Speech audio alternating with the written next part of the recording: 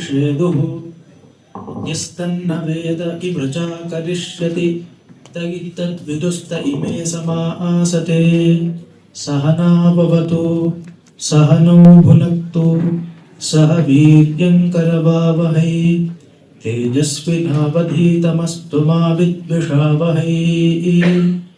ಓಂ ಶಾಂತಿ ಶಾಂತಿ ಶಾಂತಿ. ಎಲ್ರಿಗೂ ನಮಸ್ಕಾರ. ಜ್ಞಾಪಕ ಚಿತ್ರಶಾಲೆ ಚಿತ್ರಿಸುವ DVG ಅಂತ ವಿಷಯ ಇದೆ. ಈ ವಿಷಯವನ್ನು ಕುರಿತು ಮಾತನಾಡೋದು, ಅದರಲ್ಲಿಯೂ ಗಣೇಶ್ ಅವರು ಮಾತಾಡಾದ ಮೇಲೆ ನನಗೆ ಯಾವ ರೀತಿ ಅನುಭವ ಆಗ್ತಾ ಇರುತ್ತೆ ಅಂತ ನಾನು ಹೇಳೋದು ಬೇಡ, ನಿಮಗೆ ಚೆನ್ನಾಗಿ ಗೊತ್ತಿರುತ್ತೆ. ಆದರೂ ಕರ್ತವ್ಯ ಮಾತನಾಡಬೇಕು.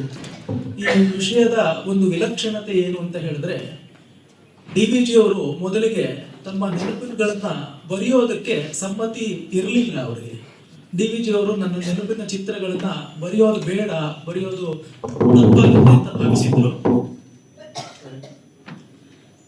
ತಪ್ಪಾಗುತ್ತೆ ಅಂತ ಭಾವಿಸಿದ್ರು. ಅದಕ್ಕೆ ಅವರು ಇರಿಸಿಕೊಂಡಿದ್ದ ಒಂದು ಪ್ರಧಾನವಾದ ಕಾರಣ ಅಂತ ಹೇಳಿದ್ರೆ, ನನ್ನ ನೆನಪುಗಳನ್ನ ಜನರ ಜೊತೆ ಹಂಚಿಕೊಳ್ಳುವುದಕ್ಕೆ ಹೋದ್ರೆ ನನ್ನ ಸ್ವವಿಚಾರಗಳು ಬಂದು ಬಿಡುತ್ತವೆ ಅಂತ. ಯಾರ್ದಾದ್ರೂ ಒಬ್ಬರನ್ನ ಕುರಿತು ಹೇಳ್ತೀನಿ. ಈಗ ಅವ್ರು ಕಂಡಂತಹ ದೊಡ್ಡ ದೊಡ್ಡ ವ್ಯಕ್ತಿಗಳು, ವಿಶ್ವೇಶ್ವರಯ್ಯನವ್ರ ಬಗ್ಗೆನೋ, BS ಶ್ರೀನಿವಾಸ ಶಾಸ್ತ್ರಿಗಳ ಬಗ್ಗೆನೋ, ಇಲ್ಲೇ ಮೈಸೂರಿನಲ್ಲಿ ನೆಲೆಸಿದ್ದಂತಹ ದಯಾಸಾಗರ ಪಂಕ್ತಿ ಪಾವನ ವೆಂಕಟಕೃಷ್ಣಯ್ಯನವ್ರ ಬಗ್ಗೆನೋ ಬರೆಯೋದಕ್ಕೆ ಹೋದ್ರೆ ನನ್ನ ಅವರ ಅನುಬಂಧ ಹೇಗಿತ್ತು, ಸಂಬಂಧ ಹೇಗಿತ್ತು, ಅವರಿಂದ ನಾವು ಯಾವ ಮೌಲ್ಯಗಳ ಬೆಳಕನ್ನ ಕಂಡೆ, ಇವನ್ನೆಲ್ಲ ಬರೆಯೋಕೆ ಹೋದಾಗ ನನ್ನ ವಿಚಾರ ಬಂದ್ಬಿಡುತ್ತೆ, ಹೀಗಾಗಿ ಬರೆಯೋಲ್ಲ ಅಂತ ತೊಡಗು ಮಾಡ್ಕೊಂಡಿದ್ರು. ಈ ಹೊತ್ತು ನಾನು ಆರಿಸಿಕೊಂಡಿರುವ ವಿಚಾರ ಅಥವಾ ನನಗೆ ಆದಿಷ್ಟವಾದ ವಿಚಾರ ಅಂತ ಹೇಳಿದ್ರೆ, ಜ್ಞಾಪಕ ಚಿತ್ರಶಾಲೆಯಲ್ಲಿ DVG ಅವರು ಹೇಗೆ ಕಾಣಿಸ್ತಾರೆ ಅಂತ. ಅವರು ಎಷ್ಟೋ ಮಂದಿ ಮಹನೀಯರನ್ನ ಕಂಡರಿಸಿದ್ದಾರೆ, ಆದ್ರೆ ಆ ಕಂಡರಣೆಗೊಳ್ಳುವ ಪ್ರಕ್ರಿಯೆಯಲ್ಲಿ DVG ಅವರು ನಮಗಲ್ಲಿ ಕಂಡು ಬರ್ತಾರೆ. ಅದರಲ್ಲಿ ಒಂದು ಸಾಹಿತ್ಯ ಪ್ರಕಾರ ಅಂತ ಜ್ಞಾಪಕ ಚಿತ್ರಶಾಲೆಯನ್ನ ನಾವು ಒಂದು ಶೀರ್ಷಿಕೆಯ ಅಡಿ ಅದನ್ನ ಅಡಗಿಸೋದಕ್ಕೆ ಆಗೋದಿಲ್ಲ ಅಂತ. ಗಣೇಶ್ ಅವರು ಮಾತಾಡ್ತಿರ್ಬೇಕಾದ್ರೆ ಬಹಳಷ್ಟು ಸಲ ಹೇಳಿದಂತಹ ಒಂದು ಮಾತು ಅಂದ್ರೆ, DVG ಅವರು ಒಟ್ಟಂದದಲ್ಲಿ ವಿಷಯಗಳನ್ನ ಗ್ರಹಿಸ್ತಾ ಇದ್ರು, ಅವರಲ್ಲಿ ಒಂದು ಸಾಮರಸ್ಯಕ್ಕೆ ಬೆಲೆ ಇತ್ತು ಅಂತ. ಅವರೇ ಒಂದು ಕಡೆ ಹೇಳ್ತಾರೆ, ಒಬ್ಬರಿಗೆ ಬರೆದಂತಹ ಒಂದು ಪತ್ರದಲ್ಲಿ, I have looked at life as an undivided whole ಅಂತ. ನಾನು ಜೀವನವನ್ನ ಸಮಗ್ರವಾಗಿ ಗ್ರಹಿಸ್ತೀನಿ, ಅದನ್ನ ಖಂಡಗಳಾಗಿ ಪ್ರತ್ಯೇಕವಾಗಿ ಪ್ರವಿಭಾಗಗಳನ್ನ ಮಾಡಿ ನಾನು ಗ್ರಹಿಸೋದಿಲ್ಲ ಅಂತ ಹೇಳಿದ್ದಾರೆ. ಇದು ಜ್ಞಾಪಕ ಚಿತ್ರಶಾಲೆಯ ಮಟ್ಟಿಗೆ ಎಷ್ಟು ಸುಂದರವಾಗಿ ಅನ್ವಯಿಸುತ್ತೆ ಅಂತ ಹೇಳಿದ್ರೆ, ಇದನ್ನ ಒಂದು ಸಾಹಿತ್ಯ ಪ್ರಕಾರ ಅಂತ ನಾವು ಪರಿಗಣಿಸುವುದಕ್ಕೆ ಅಸಾಧ್ಯ. ಇದನ್ನ ಸ್ಮೃತಿ ಚಿತ್ರ ಮಾಲಿಕೆ ಅಂತ ಹೇಳೋಣವೆ, ಹೆಸರೇ ಹೇಳುತ್ತೆ, ಜ್ಞಾಪಕಗಳ ಚಿತ್ರಶಾಲೆ, museum, gallery, an art gallery of memories ಅಂತಾನೆ ಅವರು ಅದಕ್ಕೆ ಅನುವಾದ ಮಾಡಿದ್ದಾರೆ. ಆ ಎಳೆಗಳು ಇವೆ. ಇನ್ನ ಇದರಲ್ಲಿ ಈ ಹೊತ್ತಿನ ಭಾಷಣದಿಂದಲೇ ಸ್ಫುಟವಾಗುವಂತೆ ಆತ್ಮವೃತ್ತಾಂತದ, ಆತ್ಮಚರಿತ್ರೆಯ, ಆತ್ಮಕಥೆಯ ಎಷ್ಟೋ ಆಯಾಮಗಳು, ಎಳೆಗಳು ಅವು ಕೂಡ ಬಂದು ಸೇರ್ಕೊಳ್ಳುತ್ತವೆ. ಇನ್ನ ಪ್ರಧಾನವಾಗಿ ಇಲ್ಲಿ ಚಿತ್ರಿತರಾಗಿರುವವರು ಮನುಷ್ಯರು, ವ್ಯಕ್ತಿಗಳು, ಸಮಾಜಕ್ಕೆ ಬೆಳಕಾಗುವಂತಹ ಮಾರ್ಗದರ್ಶಕ ಮಹನೀಯರು ಎಂಬ ಕಾರಣದಿಂದ ಇದು ವ್ಯಕ್ತಿ ಚಿತ್ರಗಳಾಗಿಯೂ ಸಲ್ಲುತ್ತವೆ. ಇನ್ನೂ ಅನೇಕ ಆಯಾಮಗಳನ್ನ ನಾವಿಲ್ಲಿ ಕಾಣಬಹುದು. ಇನ್ನು ಎಷ್ಟು ವಿಷಯಗಳು ಬಂದಿವೆ, ಸಾಹಿತ್ಯ, ಕಲೆ, ಸಂಸ್ಕೃತಿ, ಮತ, ದರ್ಶನ, ರಾಜಕಾರಣ, ಶಿಕ್ಷಣ ಎಲ್ಲವೂ ಬಂದಿದೆ. ಇದಕ್ಕಾಗಿಯೇ ಪ್ರಾಯಶಃ ಒಂದು ಹೊಸ ಸಾಹಿತ್ಯ ಪ್ರಕಾರವನ್ನು ನಾವು ಕಂಡುಕೊಳ್ಬೇಕೇನೋ. ಕ್ರಿಯೇಟಿವ್ ನಾನ್ ಫಿಕ್ಷನ್ ಅಂತ ಹೇಳ್ತಾರೆ. ಕ್ರಿಯೇಟಿವ್ ಅಂತ ಹೇಳಿದ್ರೆ ಸೃಷ್ಟಿಶೀಲವಾದಂತಹ ಒಂದು ರಚನೆ, ಕಥೆ, ಕಾದಂಬರಿ ಬರೆದಾಗ ಅದು ಸೃಷ್ಟಿಶೀಲ ಅಂತ ಅನ್ನಿಸ್ಕೊಳ್ಳುತ್ತೆ. ನಾನ್ ಫಿಕ್ಷನ್ ಅಂತ ಹೇಳಿದ್ರೆ ವಿಚಾರ ಸಾಹಿತ್ಯ. DVG ಅವರು ಯಾವುದನ್ನು ಈ ರೀತಿ ಬಿರುಕುಗಳನ್ನ ಮಾಡಿ ಕಾಳ್ತಾನೆ ಇರಲಿಲ್ಲ ಅಂತ. ಯಾವ ಸೃಷ್ಟಿಶೀಲ ರಚನೆಯಲ್ಲಿಯೂ ವಿಚಾರ ಪ್ರಚೋದಕವಾದ ಆಯಾಮಗಳು ಇರಲಿಕ್ಕೆ ಸಾಧ್ಯ ಅಂತ ಅವರು ಮಾಡಿದ್ರಿಂದ ಅವರ ಈ ರಚನೆಯು ಕೂಡ ಒಂದು ಏಕಘನವಾದ ಆಕೃತಿಯನ್ನ ಪಡ್ಕೊಂಡಿದೆ ಅಂತ ನಮಗೆ ಗೊತ್ತಾಗುತ್ತೆ. ಎಲ್ಲೆಡೆ ಒಂದು ಸಾಂಸ್ಕೃತಿಕವಾದ ದೃಷ್ಟಿಕೋನ DVG ಅವರ ಬರವಣಿಗೆಯಲ್ಲಿ ನಮಗೆ ಕಾಣುತ್ತೆ. ಈ ಇತಿಹಾಸ, ವಿಜ್ಞಾನ, ಸಮಾಜಶಾಸ್ತ್ರ, ಅರ್ಥಶಾಸ್ತ್ರ ಎಲ್ಲವೂ ಒಟ್ಟಿಗೆ ಬಂದು ಒಂದು ಜೀವನವನ್ನ, ಅದನ್ನ ಡಂಬಿಂಗ್ ಡೌನ್ ಅಂತ ಹೇಳ್ತೀವಲ್ಲ, ಆ ರೀತಿ ಮಾಡದೆ ಜೀವನವನ್ನು ಯಥಾವತ್ತವಾಗಿ ಚಿತ್ರಿಸುವಂತದ್ದು DVG ಅವರ ಶಕ್ತಿ. ಕಗ್ಗ ನಮ್ಮ ಮನಸ್ಸಿಗೆ ಇಷ್ಟವಾಗುವಂತದ್ದಕ್ಕೂ ಪ್ರಧಾನವಾದ ಕಾರಣ ಅದೇ. ಕಗ್ಗಕ್ಕೂ ಎಷ್ಟೋ ಬೇರೆ ಪರ್ಸನಾಲಿಟಿ ಡೆವಲಪ್ಮೆಂಟ್ ಪುಸ್ತಕಗಳಿಗೂ, ಸೆಲ್ಫ್ ಹೆಲ್ಪ್ ಬುಕ್ಸಿಗೂ ಕೂಡ ಇರುವಂತಹ ಒಂದು ವ್ಯತ್ಯಾಸ ಅಂತ ಹೇಳಿದ್ರೆ, ಯಾವುದೋ 4-5 ಸರಳ ಸೂತ್ರಗಳ ಒಂದು ಆಭಾಸದಲ್ಲಿ ಜೀವನ ಇಷ್ಟೇ ಅಂತ ಅದು ಮೊಟಕುಗೊಳಿಸೋದಿಲ್ಲ ಅಂತ. ಜೀವನ ನಿಜಕ್ಕೂ ಸಂಕೀರ್ಣವಾದದ್ದು. ಆದ್ರೆ ಆ ಸಂಕೀರ್ಣವಾದ ಜೀವನದಲ್ಲೂ ನಾವು ಸೊಗಸನ್ನ ಕಾಣಬಹುದು, ಆಸ್ವಾದವನ್ನ ಮಾಡಬಹುದು, ನೆಮ್ಮದಿಯನ್ನ ಗಳಿಸಬಹುದು ಅಂತ ಹೇಳಿದ್ರೆ ಅಲ್ಲಿ ಅನುಸರಿಸಬೇಕಾದ ಸೂತ್ರಗಳು ಕೆಲವಿರಬಹುದು. ಜೀವನ ಸುಲಭ ಅಲ್ಲ, ಜೀವನ ಸಂಕೀರ್ಣ. ಸಂಕೀರ್ಣವಾದ ಜೀವನವನ್ನ ಹದ ಮಾಡಿಕೊಳ್ಳುವುದಕ್ಕೆ ಅನುಸರಿಸಬೇಕಾದಂತಹ ಸೂತ್ರಗಳು ಪ್ರಾಯಶಃ ಕೆಲವೇ ಅಂತ ಹೇಳಿ ಆ ಬಗೆಯ ಒಂದು ಪ್ರಮೇಯ ನಿರೂಪಣೆಯನ್ನ ಡಿ.ವಿ.ಜಿ ಅವರು ಮಾಡೋದಕ್ಕೆ ಹೊರಡ್ತಾರೆ ಅಂತ. ವೈಎಂಕೆ ಅವರು ಪ್ರಸಿದ್ಧ ಪತ್ರಕರ್ತರು, ಅವ್ರು ಹೇಳಿದ ಒಂದು ಮಾತನ್ನ ಎಸ್.ಆರ್. ರಾಮಸ್ವಾಮಿ ಅವರು ದಾಖಲೆ ಮಾಡಿದ್ದಾರೆ. ಈ ಜ್ಞಾಪಕ ಚಿತ್ರಶಾಲೆ ಅನೇಕ ವರ್ಷಗಳ ಕಾಲ, ಪ್ರಾಯಶಃ 1953ನೇ ಇಸ್ವಿನಲ್ಲಿ ಇದರ ಮೊದಲ ಕಂತು ಬಂತು. ನಾನು ಆಗ್ಲೇ ಹೇಳಿದ ಹಾಗೆ ಅವರು ಬರೆಯೋದಕ್ಕೆ ಇಷ್ಟನೇ ಪಡ್ತಾ ಇರಲಿಲ್ಲ. ಆದ್ರೆ ವಿ ಸೀತಾರಾಮಯ್ಯನವರು, ಎಸ್.ಆರ್. ರಾಮಸ್ವಾಮಿಗಳು ಎಲ್ಲ ಇಲ್ಲ, ನೀವು ಬರೀಬೇಕು, ಇದು ಜನಕ್ಕೆ ಬೇಕಾದಂತಹ ಒಂದು ಸಾಹಿತ್ಯ ಅಂತ ಹೇಳಿದಾಗ ಇಟ್ ವಾಸ್ ರಿಲಕ್ಟೆಂಟ್ಲಿ ಬಿಗನ್. ಬಹಳ ಹಿಂಜರಿಕೆಯಿಂದಲೇ ಡಿ.ವಿ.ಜಿ ಶುರು ಮಾಡಿದ್ರು ಅಂತ. ಆದ್ರೆ ಇದು ಜನಪ್ರಗತಿ ವಾರಪತ್ರಿಕೆಯಲ್ಲಿ ಧಾರಾವಾಹಿಯಾಗಿ ಬರುವುದಕ್ಕೆ ಪ್ರಾರಂಭ ಮಾಡಾದ್ಮೇಲೆ ಜನರಿಗೆ ನಿಜವಾಗ್ಲೂ ಈ ರೀತಿ ಸಾಹಿತ್ಯದ ಬಗ್ಗೆ ಎಷ್ಟು ಹಸಿವಿತ್ತು ಅಂತ ಗೊತ್ತಾಯಿತು ಅಂತ. ಎಸ್.ಆರ್. ರಾಮಸ್ವಾಮಿಗಳು ಇದರ ಆಂಗ್ಲ ಆವೃತ್ತಿಯ ಒಂದು ಪ್ರಸ್ತಾವನೆಯಲ್ಲಿ ಹೇಳ್ತಾರೆ, it was reluctantly began, then it was a flood. ಆಮೇಲೆ ಪ್ರಾವಾಹಿಕವಾಗಿ ಹರಿತಾ ಹೋಯಿತು. ಡಿ.ವಿ.ಜಿ ಅವ್ರಿಗೆ ಅರ್ಥ ಆಯ್ತು. ಯಾಕೆ ಅಂತ ಹೇಳಿದ್ರೆ, ನನ್ನ ಸ್ವವಿಚಾರ ಬರುತ್ತೋ ಇಲ್ವೋ ಅದೆಲ್ಲ ಮುಖ್ಯ ಅಲ್ಲ, ಜನರಿಗೆ ಒಳ್ಳೆ ಬೆಳಕು ಕಾಣುತ್ತಾ, ಜನರಿಗೆ ಇದು ಬೇಕಾಗಿದೆಯಾ. ಡಿ.ವಿ.ಜಿ ಅವ್ರು ನೋಡ್ತಾ ಇದ್ದಿದ್ದೇ ಹಾಗೆ. ಅವರು ಜನಜೀವನವನ್ನು ಉದಾತ್ತಗೊಳಿಸುವುದಕ್ಕೆ ತಮ್ಮ ಇಡೀ ಜೀವನವನ್ನ ಮುಡುಪಾಗಿಟ್ರು ಅಂತ ನಮಗೆ ಗೊತ್ತಾಗತ್ತೆ. ಅವರು ವೈಎಂಕೆ ಅವರು ಈ ಸಾಹಿತ್ಯ ಬಂದಾಗ ಹೇಳ್ತಾ ಇದ್ರಂತೆ, ಏನು ಸಮಾಜದಲ್ಲಿ ಆ ಕಾಲದಲ್ಲಿ ಬೇರೆ ಎಲ್ಲ ಪ್ರಮುಖರು, ಸಾಮಾನ್ಯ ಜನರು ಬದುಕೇ ಇರ್ಲಿಲ್ವಾ, ಅವ್ರ ಸುತ್ತಲೂ ಘಟನೆಗಳು ನಡೀತಾ ಇತ್ತು. ಆದ್ರೆ ಇದನ್ನು ಓದಿದಾಗ ಆ ಸಮಾಜದ ಆಗು ಹೋಗುಗಳಿಗೆ ಡಿ.ವಿ.ಜಿ ಒಬ್ಬರೇ ತಮ್ಮ ಕಣ್ಣುಗಳನ್ನ ತೆರೆದಿಟ್ಕೊಂಡಿದ್ರ ಅಂತ ಅನ್ಸುತ್ತೆ ಅಂತ. ಯಾಕೆಂದ್ರೆ ಆ ಕಾಲಮಾನದಲ್ಲಿ ಅನೇಕ ಜನ ಸಾಹಿತಿಗಳು ಬದುಕಿದ್ರು, ಅನೇಕ ಜನ ಸಮಾಜ ಹಿತಚಿಂತಕರು ಆಗಿ ಹೋದ್ರು. ಆದ್ರೆ ಅವ್ರು ಯಾರು ಈ ಘಟನೆಗಳನ್ನ ಆ ಕಣ್ಣುಗಳಿಂದ ಕಂಡಿಲ್ಲ, ನಮಗೆ ಕಾಣಿಸಿಲ್ಲ. ಹೀಗಾಗಿ it was looked as if DVG was the only one who had his eyes open ಅಂತ ಬರೀತಾರೆ. ಅಂದ್ರೆ ಡಿ.ವಿ.ಜಿ ಅವರು ಅಷ್ಟು ವಿಶೇಷವಾದ ವ್ಯಕ್ತಿ ಅಂತ. ಈ ಜ್ಞಾಪಕ ಚಿತ್ರಶಾಲೆಯನ್ನು ಓದ್ತಿರ್ಬೇಕಾದ್ರೆ ಡಿ.ವಿ.ಜಿ ಅವರಿಗೆ ಗಣೇಶ್ ಅವರು ಹೇಳಿದ ಹಾಗೆ ಅನೇಕ ಮುಖಗಳು, ಆಯಾಮಗಳು ಎಲ್ಲ ಇವೆ. ಅವುಗಳಲ್ಲಿ ಪ್ರಮುಖವಾಗಿ ಇಲ್ಲಿ ಕಂಡು ಬರೋದು, ಅವರು ತಮ್ಮನ್ನು ತಾವು ಗುರುತಿಸ್ಕೊಳ್ತಾ ಇದ್ದಿದ್ದು ಒಬ್ಬ ಪತ್ರಕರ್ತ ಅಂತ. ಅವ್ರ ಪತ್ರಕರ್ತ ಅಂತ ಹೇಳಿದ್ರೆ ಅವ್ರ ಆದರ್ಶ ಬಹಳ ಮಿಗಿಲಾಗಿತ್ತು. ಆದರೂ ಕೂಡ ತಮ್ಮನ್ನು ತಾವು ಒಬ್ಬ ಪತ್ರಕರ್ತ ಅಂತ ಗುರುತಿಸ್ಕೊಳ್ತಾ ಇದ್ರು. ಇಲ್ಲಿ ಆ ಪತ್ರಕರ್ತನ ದೃಷ್ಟಿಕೋನದಿಂದ ಕೆಲವು ವಿಷಯಗಳು ಶೋಧಿತವಾಗಿ ಬಂದಾಗ ಯಾವ ಆಕೃತಿಯನ್ನು ಪಡ್ಕೊಳ್ಳುತ್ತವೆ, ಯಾರಿಗೂ ಗೊತ್ತಿಲ್ಲದೆ ಇದ್ದಂತಹ ಕೆಲವೊಂದಷ್ಟು ಅಂಕಿಅಂಶಗಳನ್ನು, ಕೆಲವೊಂದಷ್ಟು ಘಟನೆಗಳನ್ನು ಡಿ.ವಿ.ಜಿ ಹೆಕ್ಕಿ ತೆಗೆಯಬಲ್ಲರು ಅಂತ ಹೇಳಿದ್ರೆ ಆ ಪತ್ರಕರ್ತನ ದೃಷ್ಟಿಯಲ್ಲಿ ಕೆಲಸ ಮಾಡಿದೆ ಅಂತ ಗೊತ್ತಾಗುತ್ತೆ. ಆದರೆ ಬರೀ ಪತ್ರಕರ್ತನ ದೃಷ್ಟಿ ಒಂದೇ ಇದ್ದಿದ್ರೆ ಅಗ್ಗವಾದ ಸಾಹಿತ್ಯ ಆಗ್ಬಿಡ್ತಾ ಇತ್ತು. ಜ್ಞಾಪಕ ಚಿತ್ರಶಾಲೆ ಅದು ಜೀವನೋತ್ಕರ್ಷಕ್ಕೆ ಸಾಧಕವಾದ ಒಂದು ಸಾಹಿತ್ಯ ಪ್ರಕಾರವಾಗಿ ಅದು ಒಡಮೂಡ್ತಾ ಇರಲಿಲ್ಲ. ಹೀಗಾಗಿ ಒಬ್ಬ ಪತ್ರಕರ್ತನ ದೃಷ್ಟಿಯನ್ನ ಇಟ್ಟುಕೊಂಡು ಅಂತರಂಗದಲ್ಲಿ ಡಿ.ವಿ.ಜಿ ಒಬ್ರು ದಾರ್ಶನಿಕರಾಗಿದ್ರು. ಅವರೇ ಬರೆದಿದಾರಲ್ಲ, 2 ಕೋಣೆಗಳನ್ನು ಮಾಡು ಅಂತ. ಆ ರೀತಿಯಾಗಿ ಅವರು ಲೋಗರಾಟಗಳನ್ನು ಆಡ್ತಾ ಇದ್ರು. ತಮ್ಮ ಮಟ್ಟಿಗೆ ಎಲ್ಲದಕ್ಕೂ ಸಾಕ್ಷಿಯಾಗಿ ನಿಲ್ಲುವಂತಹ ತಾತ್ವಿಕರು ಅವರಾಗಿರ್ತಾ ಇದ್ರು. ಹೀಗೆ ಒಬ್ಬ ತಾತ್ವಿಕ ಎಲ್ಲ ಸಮಾಜದ ಈ ನಿತ್ಯ ಜೀವನದ ವ್ಯವಹಾರಗಳಲ್ಲಿ ಚೆನ್ನಾಗಿ ಆಕಂಠವಾಗಿ ನಿಮಗ್ನನಾಗಿದ್ದಾಗ ಅವನಿಗೆ ಯಾವ ಚೆನ್ನಾಗಿ ಒಂದು ಪರಿಪ್ರೇಕ್ಷೆ, ಪರ್ಸ್ಪೆಕ್ಟಿವ್ ಅಂತ ಹೇಳ್ತೀವಲ್ಲ, ಆ ರೀತಿಯಾದದ್ದು ಒದಗುತ್ತೆ. ಅದನ್ನ ಡಿ.ವಿ.ಜಿ ಅವರು ಇಲ್ಲಿ ಒದಗಿಸಿಕೊಟ್ಟಿದ್ದಾರೆ. ಮತ್ತೆ ಇದು ಎರಡನ್ನು ಎಷ್ಟು ಚೆನ್ನಾಗಿ ಹೇಳಿದ್ದಾರೆ ಅಂತ ಹೇಳಿದ್ರೆ ಅವರಂತಹ ಸಾಹಿತಿ ಮಾತ್ರ ಇದನ್ನ ಬರೆಯೋದಕ್ಕೆ ಸಾಧ್ಯ ಅಂತ. ಹೀಗೆ ಒಬ್ಬ ಪತ್ರಕರ್ತನ ಕಣ್ಣುಗಳು ಅದನ್ನೆಲ್ಲ ಜೀರ್ಣ ಮಾಡಿಕೊಂಡು ಸಮರಸವಾಗಿ ಅದನ್ನ ಕಾಣಿಸಬಲ್ಲಂತಹ ಒಬ್ಬ ದಾರ್ಶನಿಕನ ದರ್ಶನ ಶಕ್ತಿ ಮತ್ತು ಒಬ್ಬ ಒಳ್ಳೆಯ ಸಾಹಿತ್ಯ ಒಂದು ಅಭಿವ್ಯಕ್ತಿ ಕ್ರಮ ಅಷ್ಟನ್ನ ರಮಣೀಯವಾಗಿ ಹೇಳ್ತಾರೆ. ಈಗಷ್ಟೇ ಗಣೇಶ್ ಅವ್ರನ್ನ ಜ್ಞಾಪಿಸ್ಕೊಂಡ್ರಲ್ಲ, ನಿವೇದನದ ಪದ್ಯ ವನಕ್ಕೆ ತೋರ್ಪ ಸೊಬಗನಿಲ್ಲ ಅಂತ. ಅಲ್ಲಿ ಹೇಳುವ ಕಲೆ ಅದನ್ನ ಹಿಡಿದುಕೊಂಡವನು ನಿಜವಾಗ್ಲೂ ಸಾಹಿತಿ ಅಂತ ಹೇಳ್ತಾರೆ. ಈ ರೀತಿಯಾದದ್ದು ಜ್ಞಾಪಕ ಚಿತ್ರಶಾಲೆಯ ಒಂದು ಸಮನ್ವಯ ದೃಷ್ಟಿ ಅಂತ ನಮಗೆ ಗೊತ್ತಾಗುತ್ತೆ. ಇಲ್ಲಿ ಸಾಮಾನ್ಯವಾಗಿ 19ನೇ ಶತಮಾನದ ಆದಿಯಿಂದ ಅಥವಾ ಮಧ್ಯಭಾಗದಿಂದ 20ನೇ ಶತಮಾನದ ಮಧ್ಯಭಾಗದವರೆಗೆ 1 ಶತಮಾನದ ಇಡೀ ಪ್ರಧಾನವಾಗಿ ಅವ್ರು ಬರೆದಿರೋದು ಹಳೆ ಮೈಸೂರಿನ ಕಥೆ. ಆದ್ರೆ ಒಂದು ಮಟ್ಟಿಗೆ ಇಡೀ ಕರ್ನಾಟಕದ್ದು, ದಕ್ಷಿಣ ಭಾರತ, ರಾಷ್ಟ್ರಘಟ್ಟ ಈ ರೀತಿಯಾದೆಲ್ಲ ಬರುತ್ತೆ. ಪ್ರಧಾನವಾಗಿ ಹಳೆ ಮೈಸೂರಿನ ಒಂದು ಇತಿಹಾಸವೇ ಇಲ್ಲಿ ನಮ್ಮ ಕಣ್ಣು ಮುಂದೆ ಬರುತ್ತೆ ಅಂತ ಹೇಳಿದ್ರೆ ತಪ್ಪಾಗಲಾರದು. ಮತ್ತೆ 53ರಲ್ಲಿ ಪ್ರಾರಂಭ ಆಯಿತು ಅಂತ ಹೇಳಿದೆ. ಕೊನೆ ಕಂತು ಬಂದಿದ್ದು ಡಿ.ವಿ.ಜಿ ಅವರು ಭೌತಿಕವಾಗಿ ಅಗಲಿದ ಮೇಲೆ 1977ನೇ ಇಸ್ವಿನಲ್ಲಿ. ಇಷ್ಟು ಕಾಲಮಾನದ ವ್ಯತ್ಯಾಸ ಇದೆ. ಜೊತೆಗೆ ಎಷ್ಟೋ 75ರಲ್ಲಿ ಅವರು ಕೂತ್ಕೊಂಡು ಬರೀತಿದ್ದಾಗ ಅವರು ಬರೆಯೋಕ್ಕೆ ವಿಷಯವಾಗಿ ಸ್ವೀಕರಿಸಿದ ಘಟನೆಗಳು ಆಗ ಹೋಗಿ 40 ವರ್ಷ, 50 ವರ್ಷ, 60 ವರ್ಷಗಳೆಲ್ಲ ಆಗಿದೆ.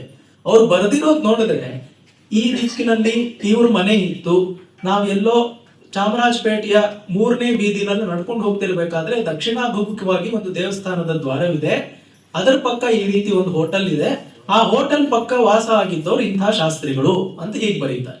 ಅಂದ್ರೆ ಎಷ್ಟು ಕಣ್ಣಿಗೆ ಕಟ್ಟಿದಂತೆ ಕರಾರುವಾಕ್ಕಾಗಿ ಅವ್ರು ಬರೀತಿದ್ದಾಗ ನೆನ್ನೆ ನೋಡಿ ಇವತ್ತು ಬರ್ದಿದ್ದಲ್ಲ, 50 ವರ್ಷ 60 ವರ್ಷಕ್ಕೆ ಮುಂಚೆ ಆಗ್ಬಿಟ್ಟಿದೆ. ಅಂದ್ರೆ ಅವರ ನೆನಪಿನ ಶಕ್ತಿ ಅಷ್ಟು ಅಗಾಧವಾಗಿತ್ತು.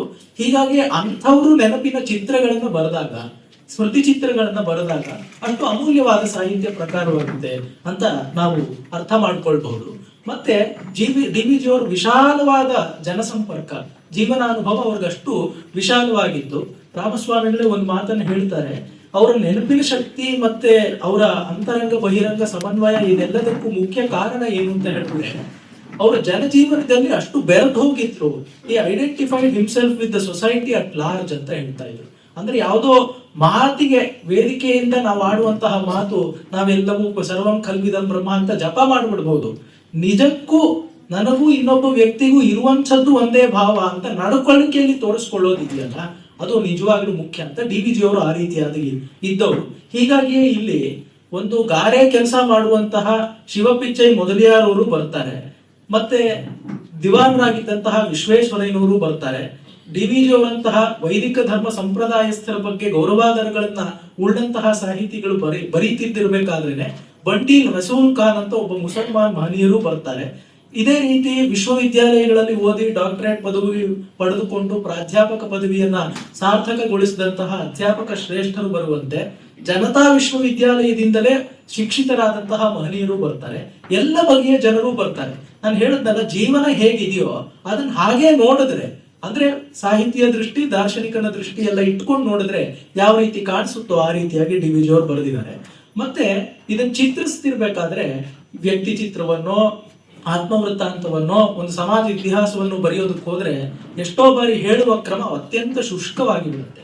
ಆ ಶುಷ್ಕವಾಗುವುದಕ್ಕೆ ಒಂದು ಪ್ರಮುಖ ಕಾರಣ ಅಂತ ಹೇಳಿದ್ರೆ ಆಯ್ಕೆ ಮಾಡಿಕೊಳ್ಳುವಂತಹ ಸಂಗತಿಗಳು ಎಷ್ಟೋ ಅಂಕಿ ಅಂಶಗಳಾಗುತ್ತೆ.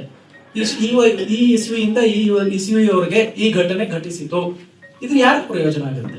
ವಿದ್ಯಾರ್ಥಿಗಳು ಓದ್ಬೇಕು ಅಂತ ಹೇಳ್ತಾರೆ, ಅವ್ರು ಓದಿದ ಮಾರನೇ ದಿನ ಮರ್ತು ಹೋಗಿರುತ್ತೆ ಡೀಟೇಲ್ಸ್ ಎಲ್ಲ. ಆದ್ರೆ ಮರ್ತು ಹೋಗದಿರುವಂತೆ ಯಾವಾಗ ಆಗುತ್ತೆ ಅಂತ ಹೇಳಿದ್ರೆ ನಮಗೆ ಅಲ್ಲಿ ಒಂದು ಜೀವನ ಮೌಲ್ಯ ಕಾಣಿಸ್ಬೇಕು. ಇದರಿಂದ ನಾನು ನನ್ನ ಜೀವನವನ್ನ ಏನಾದ್ರೂ ಒಂದು ಸ್ವಲ್ಪನಾದ್ರೂ ಹಸನಾಗಿಸಿ ಮಾಡಿಕೊಳ್ಳಬಲ್ಲೇನೆ ಅಂತ ಅದು ಕಾಣದಾಗ ಡಿ.ವಿ.ಜಿ ಅವರು ಆ ರೀತಿಯಾದ ಘಟನೆಗಳಿಗೆ ಪ್ರಾಧಾನ್ಯವನ್ನ ಕೊಟ್ಟು ಬರೆದಿದ್ದಾರೆ ಅಂತ ನಮಗೆ ಗೊತ್ತಾಗುತ್ತೆ. ಅವ್ರದೇ ಒಂದು ಅರಿಕೆಯ ಮಾತು ನೋಡಿ, ವ್ಯಕ್ತಿ ಚರಿತ್ರೆಗೆ ಬೇಕಾದದ್ದು ಶೀಲ ನಿದರ್ಶಕವಾದ ಘಟನೆಗಳು, ಕ್ಯಾರೆಕ್ಟರ್ ರಿವೀಲಿಂಗ್ ಇನ್ಸಿಡೆಂಟ್ಸ್ ಅಂತ ಬರೀತಾರೆ. ಶೀಲ ನಿದರ್ಶಕವಾದ ಘಟನೆಗಳು, ಬರೇ ಘಟನೆಗಳು ಅಲ್ಲ, ಎಷ್ಟೋ ಘಟನೆಗಳಿರುತ್ತೆ. ಅವ್ರ ಅಂಗಡಿಗೆ ಹೋಗಿ ಕಾಫಿ ಪುಡಿ ತಗೊಂಡ್ ಬಂದ್ರು ಅಂತ ಹೇಳಿದ್ರೆ ಸ್ವಾರಸ್ಯ ಆಗೋದಿಲ್ಲ. ಯಾವಾಗ ಅದೇ ಕಾಫಿ ಪುಡಿ ತಗೊಂಡ್ ಬಂದಿದ್ದು ಸ್ವಾರಸ್ಯ ಆಗತ್ತೆ ಅಂದ್ರೆ ಡಿ.ವಿ.ಜಿ ಅವರು 1970ನೇ ಇಸ್ವಿನಲ್ಲಿ ಸಾರ್ವಜನಿಕವಾಗಿ ಬೆಂಗಳೂರಿನಲ್ಲಿ ಒಂದು ಸಮ್ಮಾನ ಸಮಾರಂಭವನ್ನು ಏರ್ಪಡಿಸಿ ಸಾರ್ವಜನಿಕರು ಎಲ್ಲರೂ ಸೇರಿ ಆಗಿನ ಕಾಲಮಾನಕ್ಕೆ 1 ಲಕ್ಷ ರೂಪಾಯಿ ಅವರಿಗೆ ಬಹುಕರಿಸ್ತಾರೆ. ಅದನ್ನ ಅದೇ ವೇದಿಕೆಯಲ್ಲಿ ತಾವು ಕಟ್ಟಿ ಬೆಳೆಸಿದಂತಹ ವರ್ಧಿಸಿದಂತಹ ಒಂದು ಸಂಸ್ಥೆ ಗೋಖಲೆ ಸಾರ್ವಜನಿಕ ವಿಚಾರ ಸಂಸ್ಥೆಗೆ ಅವರು ಧಾರಾಯತ್ವವಾಗಿ ಕೊಟ್ಟು ಬಿಡ್ತಾರೆ. ಅದರ ಮಾರನೇ ದಿನ ಯಾರೋ ಮನೆಗೆ ಅತಿಥಿಗಳು ಬಂದಿದ್ದಾಗ ಕಾಫಿ ಪುಡಿ ಇಲ್ಲ ಅಂತ ಚೀಟಿ ಬರೆದು ಕಳಿಸ್ತಾರಲ್ಲ ಅಂಗಡಿ ಕೃಷ್ಣಪ್ಪನವ್ರಿಗೆ, ಸ್ವಲ್ಪ ಕಾಫಿ ಪುಡಿ ಸಕ್ಕರೆ ನನಗಿದ್ರೆ ಬೇಕಾಗಿತ್ತು, ದುಡ್ಡು ಆಮೇಲೆ ಕೊಡ್ತೀನಿ ಅಂತ. ಈ ಕಾಫಿ ಪುಡಿ ವ್ಯವಹಾರ ಶೀಲ ನಿದರ್ಶಕವಾದ ಘಟನೆ. ಈ ರೀತಿ ಆದಾಗ ಒಂದು ತಥ್ಯ ಮೌಲ್ಯವಾಗಿ ಅದು ತನ್ನನ್ನೇ ತಾನು ಬೆಳೆಸಿಕೊಳ್ಳುತ್ತೆ, ವಿಕಸಿತವಾಗುತ್ತೆ. ಡಿ.ವಿ.ಜಿ ಅವರು ಆ ರೀತಿ ಶೀಲ ನಿದರ್ಶಕವಾದ ಘಟನೆಗಳಿಂದ ಈ ಜ್ಞಾಪಕ ಚಿತ್ರಶಾಲೆಯ ಒಂದು ಸ್ಮೃತಿ ಚಿತ್ರಗಳನ್ನ ನಮಗೆ ಕಟ್ಟಿಕೊಟ್ಟಿದ್ದಾರೆ ಅಂತ ಗೊತ್ತಾಗುತ್ತೆ. ಇನ್ನೊಂದು ಅವರ ಸ್ಮೃತಿ ಶಕ್ತಿ was the stuff of legend ಅಂತಲೇ ಹೇಳ್ಬೇಕು. ಬೇರೆ ಯಾವುದೇ ಮಾತುಗಳಿಂದ ಅದನ್ನ ನಾವು ಕಾಣಿಸೋದಕ್ಕಾಗೋದಿಲ್ಲ. ಮತ್ತೆ ಇಲ್ಲಿ ಪ್ರಧಾನವಾಗಿ ಇನ್ನೊಂದು ಕಂಡು ಬರುವಂತಹ ವಿವರ ಅಂತ ಹೇಳಿದ್ರೆ ಡಿ.ವಿ.ಜಿ ಅವರು ಇಲ್ಲಿ ಒಳಿತಿನ ಪಕ್ಷಪಾತಿಗಳಾಗಿದ್ದಾರೆ ಅಂತ. ಅಲ್ಲಿ ಅವ್ರಿಗೆ ಕೆಡುಕಂದ್ರೆ ಏನು ಅಂತ ಗೊತ್ತಿರ್ಲಿಲ್ಲ ಅಂತಲ್ಲ, ಸಮಾಜ ಜೀವನದಲ್ಲಿ ಅವರಷ್ಟು ಮಗ್ನರಾಗಿದ್ದವ್ರು ಪ್ರಾಯಶಃ ಇನ್ನೊಬ್ರು ಕನ್ನಡದ ಸಾಹಿತಿ ಇರ್ಲಿಕ್ಕೆ ಸಾಧ್ಯವಿಲ್ಲ. ಹಾಗಿದ್ರೂ ಕೂಡ ಅವ್ರು ಇಲ್ಲಿ ಯಾಕೆ ಒಳಿತನ ಕುರಿತು ಬರೆದಿದ್ದಾರೆ ಅಂತ ಹೇಳಿದ್ರೆ ಅವರಿಗೆ ಬೇಕಾಗಿದ್ದು ಸಮಾಜದಲ್ಲಿ ಜನಜೀವನ ಚೆನ್ನಾಗಾಗಬೇಕು ಅಂತ ಹೇಳಿದ್ರೆ ಒಳ್ಳೆಯ ಮಾದರಿಗಳ ಅವಶ್ಯಕತೆ ಇದೆ. ಆ ಮಾದರಿಗಳು ಕೆಡುಕಿನ ಜೊತೆ ಒಳ್ಳೆಯದು ಇದೆಯಲ್ಲ, ಅವ್ರಿಗೆ ದೃಷ್ಟಿಕೋನ ನಿಜವಾಗ್ಲೂ ಪಾರಮಾರ್ಥಿಕವಾಗಿ ಏನು ಅಂತ ಹೇಳಿದ್ರೆ ನಮ್ಮಲ್ಲಿ ಎಲ್ಲರಲ್ಲೂ ಒಳ್ಳೆತನ ಕೆಟ್ಟತನ ಆಗಿರೋದಕ್ಕೆ ಮೂಲ ಕಾರಣಗಳು ಸತ್ವರಜಸ್ ತಮೋ ಗುಣಗಳ ಅಸಮವಾದ ಮಿಶ್ರಣ. ಡಿ ವಿ ಜಿ ಅವರೇ ಎಷ್ಟೋ ಕಡೆ ಅವರು ವಿವರಿಸಿರುವಂತೆ ನಮ್ಮಲ್ಲಿ ತಮೋಗುಣ ರಜೋಗುಣಗಳಿದ್ದಂತೆಯೇ ಸತ್ವಗುಣವೂ ಇದೆ. ಆ ಸದಂಶವನ್ನ ಜಾಗರಣ ಮಾಡಿಕೊಳ್ಳುವುದರಲ್ಲಿ ನಮ್ಮ ಜೀವನವನ್ನು ಪಕ್ವಗೊಳಿಸುವಂತಹ ಮಾನುಷಾವಕಾಶವಿದೆ. ಈ ಸದಂಶ ಜಾಗರಣ ಹೇಗಾಗುತ್ತೆ? ನಾವೇನಾದ್ರೂ ಜಪ ಮಾಡೋದ್ರಿಂದ ಆಗುತ್ತೆ, ಎಲ್ಲದರಲ್ಲೂ ಆಗುತ್ತೆ. ಎಲ್ಲದಕ್ಕಿಂತ ಸುಲಭವಾದ ಮಾರ್ಗ ಒಳ್ಳೆಯವರ ಒಂದು ಸಂಘದಲ್ಲಿ ಇರುವುದು. ಸತ್ಸಂಗ ಅಂತ ಹೇಳೋದು ಅದೇ ತಾನೆ. ಅದರಿಂದ ಎಷ್ಟೋ ಆರಾಮವಾಗುತ್ತೆ ಅಂತ. ಇದೇ ಮೊದಲನೇ ಸಂಪುಟ ಜ್ಞಾಪಕ ಚಿತ್ರಶಾಲೆಯಲ್ಲಿ ಒಂದು ಶ್ಲೋಕ ಬರೀತಾರೆ, ಕರುಣಾಕರ್ಣಿಕೆಯಾಗಿ ಬಂದಂತಹ ಒಂದು ಶ್ಲೋಕ. ಸಂತ ಸದಾಭಿಗಂತವ್ಯಾಹ ಯದಿ ನೋಪದಿಶಂತ್ಯಪಿ ಯಾಸ್ತು ಸ್ವೈರ ಕಥಾಹ ತೇಷಾಂ ಉಪದೇಶ ಭುವಂತಿತಾಹ ಅಂತ ಒಂದು ಶ್ಲೋಕ ಬರೀತಾರೆ. ಈ ಜ್ಞಾಪಕ ಚಿತ್ರಶಾಲೆಯನ್ನ ಈ ಒಂದು ಶ್ಲೋಕದ ವ್ಯಾಖ್ಯಾನ ಅಂತಲೇ ನಾವು ಭಾವಿಸಬಹುದು. ಒಳ್ಳೆಯವರು, ಸತ್ಪುರುಷರು, ಸಮಾಜ ಹಿತಚಿಂತಕರು ಯಾರಿರ್ತಾರೋ ಅವ್ರ ಹತ್ರ ನಾವು ಸುಮ್ಮನೆ ಹೋಗಿ ಕುಳಿತುಕೊಂಡ್ರೆ ಸಾಕು. ಅವರು ನಮಗೆ ನಮ್ಮನ್ನ ಶಿಷ್ಯರಾಗಿ ಪರಿಗ್ರಹಿಸಿ ನಮ್ಮನ್ನು ಕೂರಿಸಿಕೊಂಡು ವಿಧಿವತ್ತಾಗಿ ಒಂದು ಉಪದೇಶ, ಒಂದು ಮಂತ್ರೋಪದೇಶ ಅಂತ ಮಾಡಬೇಕಾಗಿಲ್ಲ. ಅವ್ರು ನಿತ್ಯ ಜೀವನದಲ್ಲಿ ಹೇಗಿರ್ತಾರೆ, ಬರೋರು ಹೋಗೋರ ಜೊತೆ ಹೇಗೆ ಮಾತನಾಡ್ತಾರೆ, ಇದನ್ನು ಗಮನಿಸ್ಕೊಂಡ್ರೇನೆ ಅವರು ಯಥಾಲಾಪವಾಗಿ ಆಡಿದಂತಹ ದಿನಗಟ್ಟಲೆಯ ಮಾತುಗಳೇ ನಮಗೆ ಉಪದೇಶಗಳಾಗತ್ವೆ ಅಂತ ಗೊತ್ತಾಗುತ್ತೆ. ಇವಾಗ ಆ ಶಿವಪಿಚ್ಚೈ ಮೊದಲಿಯಾರಂತ ಹೇಳಿದೆ. ಒಬ್ಬ ವ್ಯಕ್ತಿ, ನಾವೆಲ್ಲರೂ ದೇಹಧಾರಣೆಗಾಗಿ ಊಟ ಮಾಡ್ತೀವಿ, ಆತನೂ ಊಟ ಮಾಡ್ತಾ ಇದ್ದ. ಶಿವ ಪಿಚ್ಚೈ ಅಂತ ಹೇಳಿದ್ರೆ, ಪಿಚ್ಚೈ ತಮಿಳಿನಲ್ಲಿ ಶಬ್ದಕ್ಕೆ ಅರ್ಥ ಭಿಕ್ಷೆ ಅಂತ. ಶಿವ ಭಿಕ್ಷೆಯ ಮೊದಲಿಯಾರ ಅಂತ. ಅವರು ಒಬ್ಬರು ಬಹಳ ಸಾಮಾನ್ಯರಾದಂತಹ ಆದ್ರೆ ಅಂತರಂಗದಲ್ಲಿ ಶ್ರೀಮಂತರಾದಂತಹ ಮಹಾ ವ್ಯಕ್ತಿ.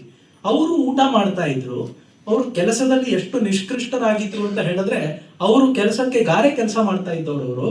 ಅವರು ಕೆಲಸಕ್ಕೆ ಹೊರಡುವ ಸಮಯಕ್ಕೆ ಸರಿಯಾಗಿ ನಾವು ಗಡಿಯಾರವನ್ನು ಸರಿ ಮಾಡ್ಕೊಳ್ಬಹುದು, ಅಷ್ಟು ನಿಷ್ಕೃಷ್ಟವಾಗಿತ್ತು ಅವರ ಸೆನ್ಸ್ ಆಫ್ ಟೈಮ್, ಪಂಕ್ಚುಯಾಲಿಟಿ ಅಂತ ಬರೀತಾರೆ.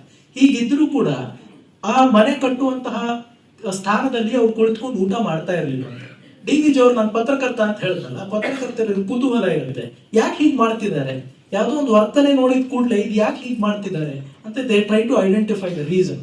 ಅವ್ರನ್ನ ಕೇಳ್ತಾರೆ ಡಿ ವಿ ಜಿ ಅವರು, ನೀವು ಯಾಕೆ ಇಲ್ಲೇ ಕೂತ್ಕೊಂಡು ಊಟ ಮಾಡ್ಬೋದಲ್ಲ, ಇನ್ನೂ ಅನುಕೂಲ ಆಗುತ್ತೆ, ಬೇಗ ಇಲ್ಲೇ ಮಾಡ್ಬೋದು ಅಂತ.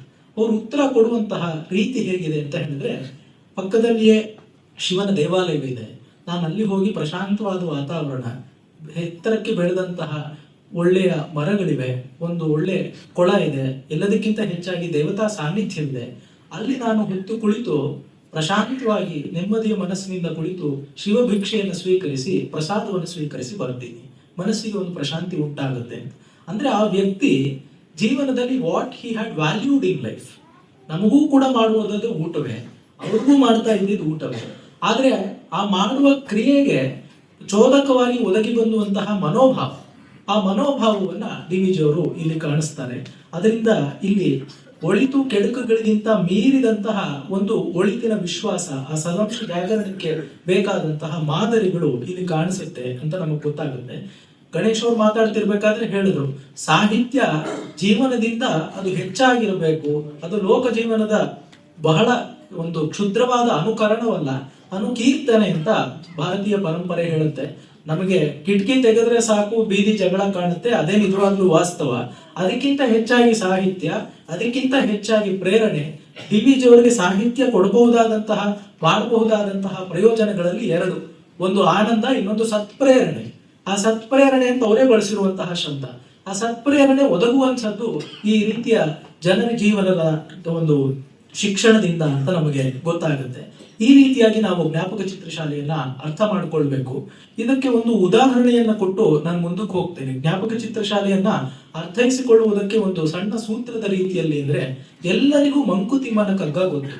ಆ ಮಂಕುತಿಮ್ಮನ ಕಗ್ಗಗಳಲ್ಲಿ ಇರುವಂತಹ ಸೂತ್ರಗಳಿಗೆ ಈ ಜ್ಞಾಪಕ ಚಿತ್ರಶಾಲೆಯ ಚಿತ್ರಗಳು ಭಾಷ್ಯದಂತೆ ಇವೆ. ಈ ಮಹಾಭಾರತದಲ್ಲಿ ಭಗವದ್ಗೀತೆನೂ ಬರುತ್ತೆ. ಭಗವದ್ಗೀತೆ ಒಂದು ರೀತಿ ಮಂಕುತಿಮ್ಮನ ಕಗ್ಗದಂತೆ, ಅಲ್ಲಿ ಇರುವಂತಹ ಎಲ್ಲ, ಅಥವಾ ಕಗ್ಗ ಗೀತೆಯಂತೆ. ಆ ರೀತಿಯಾಗಿರುವುದು ಆ ಕಗ್ಗದ ಗೀತೆಯಲ್ಲಿ ಹೇಳಿರುವಂತಹ ತತ್ವಗಳಿಗೆ ಹೇಗೆ ಒಂದು ಜೀವನದ ಭಾಷ್ಯವಾಗಿ ಮಹಾಭಾರತ ಇದೆಯೋ, ಅದನ್ನು ಅರ್ಥ ಮಾಡ್ಕೊಳ್ಳೋದಕ್ಕೆ ಅವಕಾಶ ಇದೆಯೋ, ಅದೇ ರೀತಿ ಕಗ್ಗದಲ್ಲಿ ಬಂದಿರುವಂತಹ ಎಲ್ಲ ಜೀವನ ದರ್ಶನಗಳಿಗೂ ನಿದರ್ಶನಗಳಾಗಿ ಈ ಜ್ಞಾಪಕ ಚಿತ್ರಶಾಲೆಯ ಸಂದರ್ಭಗಳಿವೆ ಅಂತ ನಾವು ಭಾವಿಸಬಹುದು. ಇನ್ನ ಮುಂದಿನ ಘಟ್ಟದಲ್ಲಿ ಈ 8 ಸಂಪುಟಗಳಿವೆ ಡಿ ವಿ ಜಿ ಅವರು ಬರೆದಿರುವಂತಹ ಜ್ಞಾಪಕ ಚಿತ್ರಶಾಲೆಗೆ. ಪ್ರಾಯಶಃ ಇಷ್ಟು ಅಗಾಧ ಪ್ರಮಾಣದಲ್ಲಿ ಸ್ಮೃತಿ ಸಾಹಿತ್ಯ ಪ್ರಪಂಚದ ಬೇರೆ ಭಾಷೆಗಳಲ್ಲಿ ಇವೆಯೇ ನಮ್ಮದೇ ಬೇರೆ ನುಡಿಗಳಿವೆ, ಪ್ರಾಯಶಃ ಈ ಪ್ರಮಾಣದಲ್ಲಿ ಇಷ್ಟು ಒಳ್ಳೆಯ ರೀತಿಯಲ್ಲಿ ಇರಲಾರದು. ಆ ಒಂದು ರೀತಿಯಿಂದಲೂ ಕೂಡ ಇದಕ್ಕೆ ಅನನ್ಯತೆ ಇದೆ ಅಂತ ನಾವು ಅರ್ಥ ಮಾಡ್ಕೊಳ್ಬಹುದು. DVG ಅವರು ಆ 8 ಸಂಪುಟಗಳಿಗೂ ಅರಿಕೆ ಅಂತ ತಮ್ಮ ಲೇಖಕನ ನುಡಿಯಾಗಿ ಬರೆದಿದ್ದಾರೆ. 8ನೇ ಸಂಪುಟ ಅವರು ಈ ಕಾಲವಾದ ಮೇಲೆ ಬಂತು, ಆದ್ರೆ ಎಷ್ಟೋ ಸಂಪುಟಗಳಿಗೆ ಬರೆದಿದ್ದಾರೆ. ಅಲ್ಲಿ ನೋಡಿ, ಅಲ್ಲಿ ಹೇಳಿರುವಂತಹ ಕೆಲವು ಮಾತುಗಳನ್ನ ನಾವು ಗಮನಿಸ್ಕೊಂಡ್ರೆ DVG ಅವರಿಗೇನೆ ಇದನ್ನ ಜನ ಹೇಗೆ ಓದಿ ಅರ್ಥ ಮಾಡ್ಕೊಳ್ಬೇಕು ಅಂತ ಗೊತ್ತಾಗುತ್ತೆ ಅಂತ. ಇವಾಗ ಎಷ್ಟೋ ಬಾರಿ DVG ಅವರು ಏನ್ ಮಾಡ್ತಾರೆ ಅಂತ ಹೇಳಿದ್ರೆ, ಇವಾಗ ಋತ ಸತ್ಯ ಧರ್ಮವನ್ನು ಬೇರೆ ಒಂದು ಸಂಸ್ಕೃತಿಯನ್ನು ಬರೀತಿರ್ಬೇಕಾದ್ರೆ ಅಲ್ಲೊಂದು ಸಣ್ಣ ಟಿಪ್ಪಣಿ ಹಾಕ್ತಾರೆ. ಬೇರೆ ಪುಸ್ತಕಗಳಲ್ಲೂ ಕಂಡು ಬರುತ್ತೆ. ಇದೇ ಲೇಖಕನ ಸಾಹಿತ್ಯ ಶಕ್ತಿ ಎಂಬ ಪುಸ್ತಕವನ್ನ ನೋಡಿ ಒಂದು ಟಿಪ್ಪಣಿ ಬರೆದಿರ್ತಾರೆ. ಅಂದ್ರೆ ಬೇರೆ ಕಡೆ ನಾನು ಇದೇ ಭಾವವನ್ನ ಹೇಳಿದ್ದೀನಿ, ಅದು ಎರಡನ್ನೂ ಒಟ್ಟಿಗೆ ಜೋಡಿಸಿಕೊಂಡು ನೋಡಿದ್ರೆ ಇನ್ನಷ್ಟು ಪೂರ್ಣವಾದ ಚಿತ್ರಣ ಓದುಗರಿಗೆ ಕೇಳುಗರಿಗೆ ಲಭಿಸುತ್ತೆ ಎಂಬ ಕಳಕಳಿ ಅವರದಾಗಿತ್ತು. ಹೀಗಾಗಿ ಅವರ ಅರಿಕೆಯ ಕೆಲವು ಮಾತುಗಳನ್ನ ನೋಡೋಣ. ಮುಖ್ಯವಾಗಿ ಇಲ್ಲಿರುವಂಥದ್ದು ಚರಿತ್ರೆ. ಅದು ವ್ಯಕ್ತಿ ಚರಿತ್ರೆ, ಒಂದು ಸಮಾಜದ ಘಟಕದ ಚರಿತ್ರೆ, ಇಡೀ ಸಮಾಜದ ಚರಿತ್ರೆಯೂ ಹೌದು. ಇವುಗಳನ್ನ ಬಳಸ್ಕೊಂಡು ಆ ಕಾಲವನ್ನು ನಾವು ಪುನಾರಚನೆ ಮಾಡಬಹುದು. ರೀಕ್ರಿಯೇಷನ್ ಅಂತ ಹೇಳ್ತೀವಲ್ಲ, ಇವತ್ತೆಲ್ಲ ಕಾದಂಬರಿಗಳನ್ನು ಬರೆಯೋಕೆ ಹೋಗ್ತಾರೆ, ಸಿನಿಮಾಗಳನ್ನು ಮಾಡೋಕೆ ಹೋಗ್ತಾರೆ. ಅದನ್ನೆಲ್ಲ ಮಾಡ್ತಿರ್ಬೇಕಾದ್ರೆ ಆ ಕಾಲದ ಚಿತ್ರಣವನ್ನ ಪಡೆದುಕೊಳ್ಳುವುದಕ್ಕೆ ಈ ಜ್ಞಾಪಕ ಚಿತ್ರಶಾಲೆಯ ಪ್ರಬಂಧಗಳು ಬಹಳ ಒದಗಿ ಬರುತ್ತವೆ.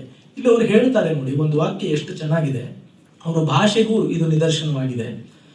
ಜನತೆಯ ಹಾನಿವೃದ್ಧಿಗಳು, ಬಲಾಬಲಗಳು, ಉನ್ನತಿ ಅವನತಿಗಳು, ಅವರ ಸೌಜನ್ಯ, ಪಾರಿಶುದ್ಧ್ಯ, ಉದಾತ್ತತೆ, ನೀಚ ದೃಷ್ಟಿ, ಭೋಗಾಸಕ್ತಿ, ಅಹಂಕಾರ, ದರ್ಪ, ಮದ ಮಾತ್ಸರ್ಯಗಳು, ಇಂತಹ ದೇಹಗುಣ, ಮನೋಗುಣ, ಬುದ್ಧಿಗುಣಗಳು ಅವರ ಏಳಿಗೆಗೂ ಬೀಳಿಗೂ ಹೇಗೆ ಹೇಗೆ ಕಾರಣ ಆಗುತ್ತವೆ ಎಂಬುದರ ವಿವೇಕವೇ ಚರಿತ್ರೆಯ ವ್ಯಾಸಂಗದಿಂದ ನಮಗೆ ಉಂಟಾಗುವಂತಹ ಲಾಭ.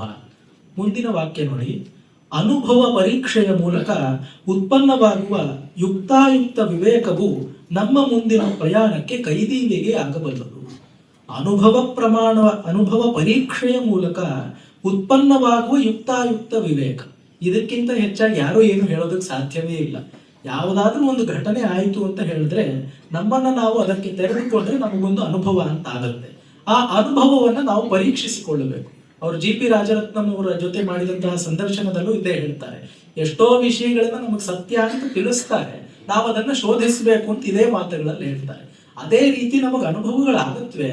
ಅನುಭವಗಳನ್ನ ಆಗದಾಗ ಪರೀಕ್ಷೆ ಮಾಡಿಕೊಂಡ್ರೆ ಇದು ಸರಿ, ಇದು ತಪ್ಪು ಅಂತ ಆಗುತ್ತೆ. ಈ ಸರಿ ತಪ್ಪುಗಳನ್ನ ಸರಿಯಾಗಿ ಅರ್ಥ ಮಾಡ್ಕೊಳ್ಳೋದೇ ವಿವೇಕ ಅಂತ, ಯುಕ್ತಾಯುಕ್ತ ವಿವೇಕ. ಅದು ಏನ್ ಮಾಡುತ್ತೆ, ಏನ್ ವಿವೇಕ ಇದ್ರೆ ನಮ್ಗೆ ಏನ್ ಪ್ರಯೋಜನ, ಅಥವಾ ಇಲ್ದಿದ್ರೆ ನಮ್ ನಷ್ಟ ಏನು ಅಂತ ಹೇಳಿದ್ರೆ, ನಾವು ಇವಾಗ ಎಲ್ಲೋ ಇದೀವಲ್ಲ, ಇದಕ್ಕಿಂತ ಒಂದು ಹೆಜ್ಜೆ ಮುಂದೆ ಹೋಗೋದಕ್ಕೆ ಮಾನಸಿಕವಾಗಿಯೂ ಭೌತಿಕವಾಗಿಯೂ ಎಲ್ಲದಕ್ಕಿಂತ ಹೆಚ್ಚಾಗಿ ಆಧ್ಯಾತ್ಮಿಕವಾಗಿಯೂ ಈ ಒಂದು ಯುಕ್ತಾಯುಕ್ತ ವಿವೇಕ ನಮ್ಮನ್ನ ಕೈ ಹಿಡಿದು ನಡೆಸುತ್ತೆ ಅಂತ ಗೊತ್ತಾಗುತ್ತೆ.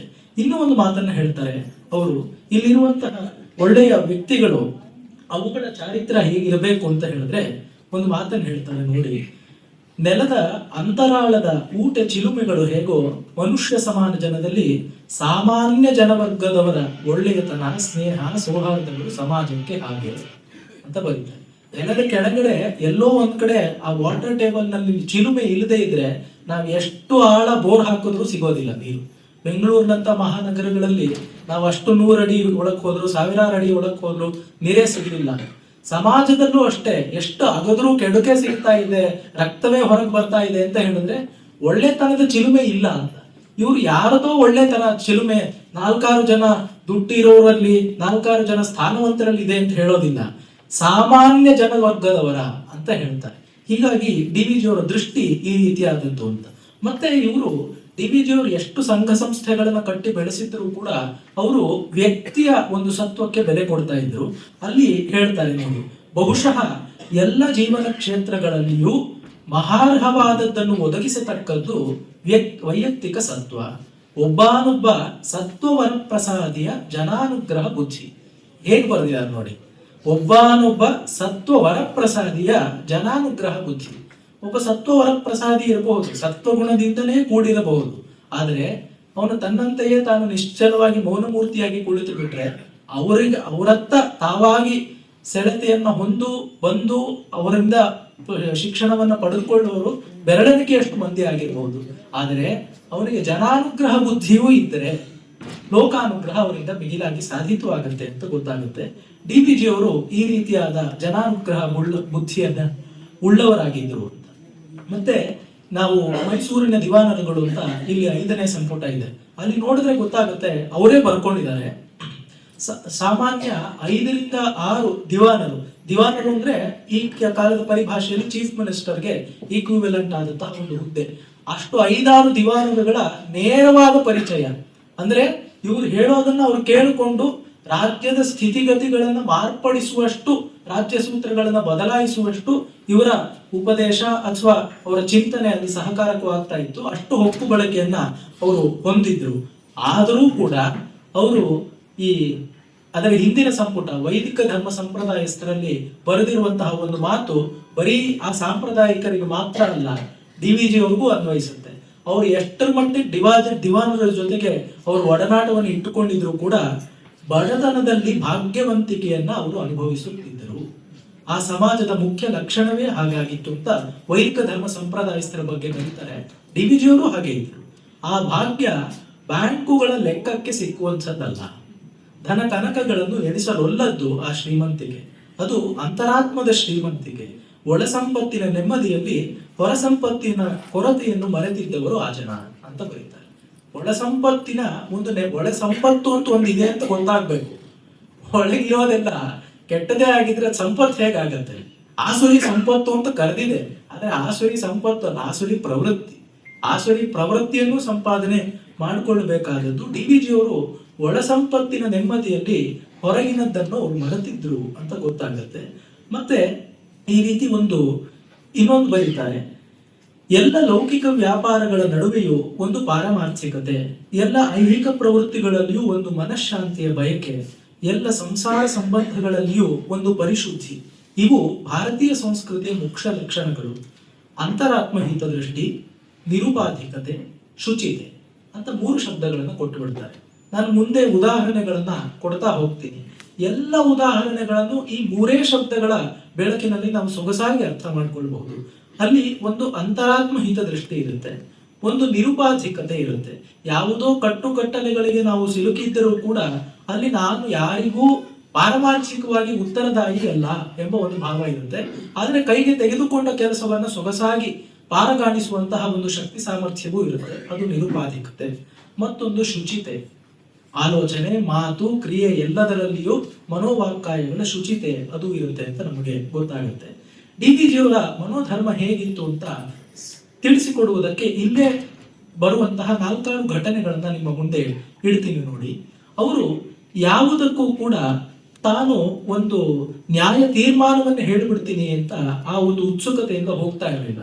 ಡಾಕ್ಟರ್ ಅಚ್ಯುತರಾಯರು ಅಂತ ಒಬ್ಬರು ಮಹನೀಯರಿದ್ರು, ಅವ್ರ ಬಗ್ಗೆ ಬರೀತಾ ಡಿ ವಿ ಜಿ ಅವರು ಹೇಳ್ತಾರೆ, ಜೀವನದ ಮಧುವನ್ನು 2 ಕೈಗಳಿಂದಲೂ ಸವಿದವರು ಅಚ್ಯುತರಾಯರು. ಬಹಳ ಧ್ವನಿಪೂರ್ಣವಾದ ವಾಕ್ಯ. ಅಂದ್ರೆ ಅವರು ಎಲ್ಲ ಬಗೆಯ ವ್ಯಕ್ತಿತ್ವಗಳನ್ನು ಚಿತ್ರಿಸಿದ್ದಾರೆ.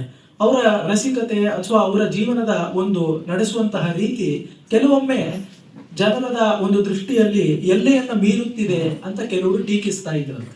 ಡಿ ವಿ ಜಿ ಅವರು ಅಚ್ಯುತರಾಯರು ಒಂದ್ ಕಡೆ ನಡ್ಕೊಂಡು ಹೋಗ್ತಿದ್ದಾಗ, ನೋಡಪ್ಪ ನನ್ನ ಬಗ್ಗೆ ಜನ ಇಲ್ಲ ಹೀಗೆ ಟೀಕೆ ಮಾಡ್ತಾರೆ, ಆ ತರ ಟೀಕೆ ಮಾಡ್ತಿರುವಂತಹ ಒಬ್ಬ ಮನುಷ್ಯ ಒಂದ್ ಮನೆ ಕಡೆ ಬೆಟ್ಟು ಮಾಡಿ ತೋರಿಸಿ, ಆ ಮನೆಗೆ ಹೋಗಿ ನೋಡ್ಕೊಂಡು ಬನ್ನಿ, ಅಲ್ಲಿ ಇನ್ನೊಬ್ಬರ ಜೊತೆ ಅವ್ರು ಏನ್ ವ್ಯವಹಾರ ನಡೆಸ್ತಿದ್ದಾರೆ ನಿಮಗೆ ಗೊತ್ತಾಗತ್ತೆ.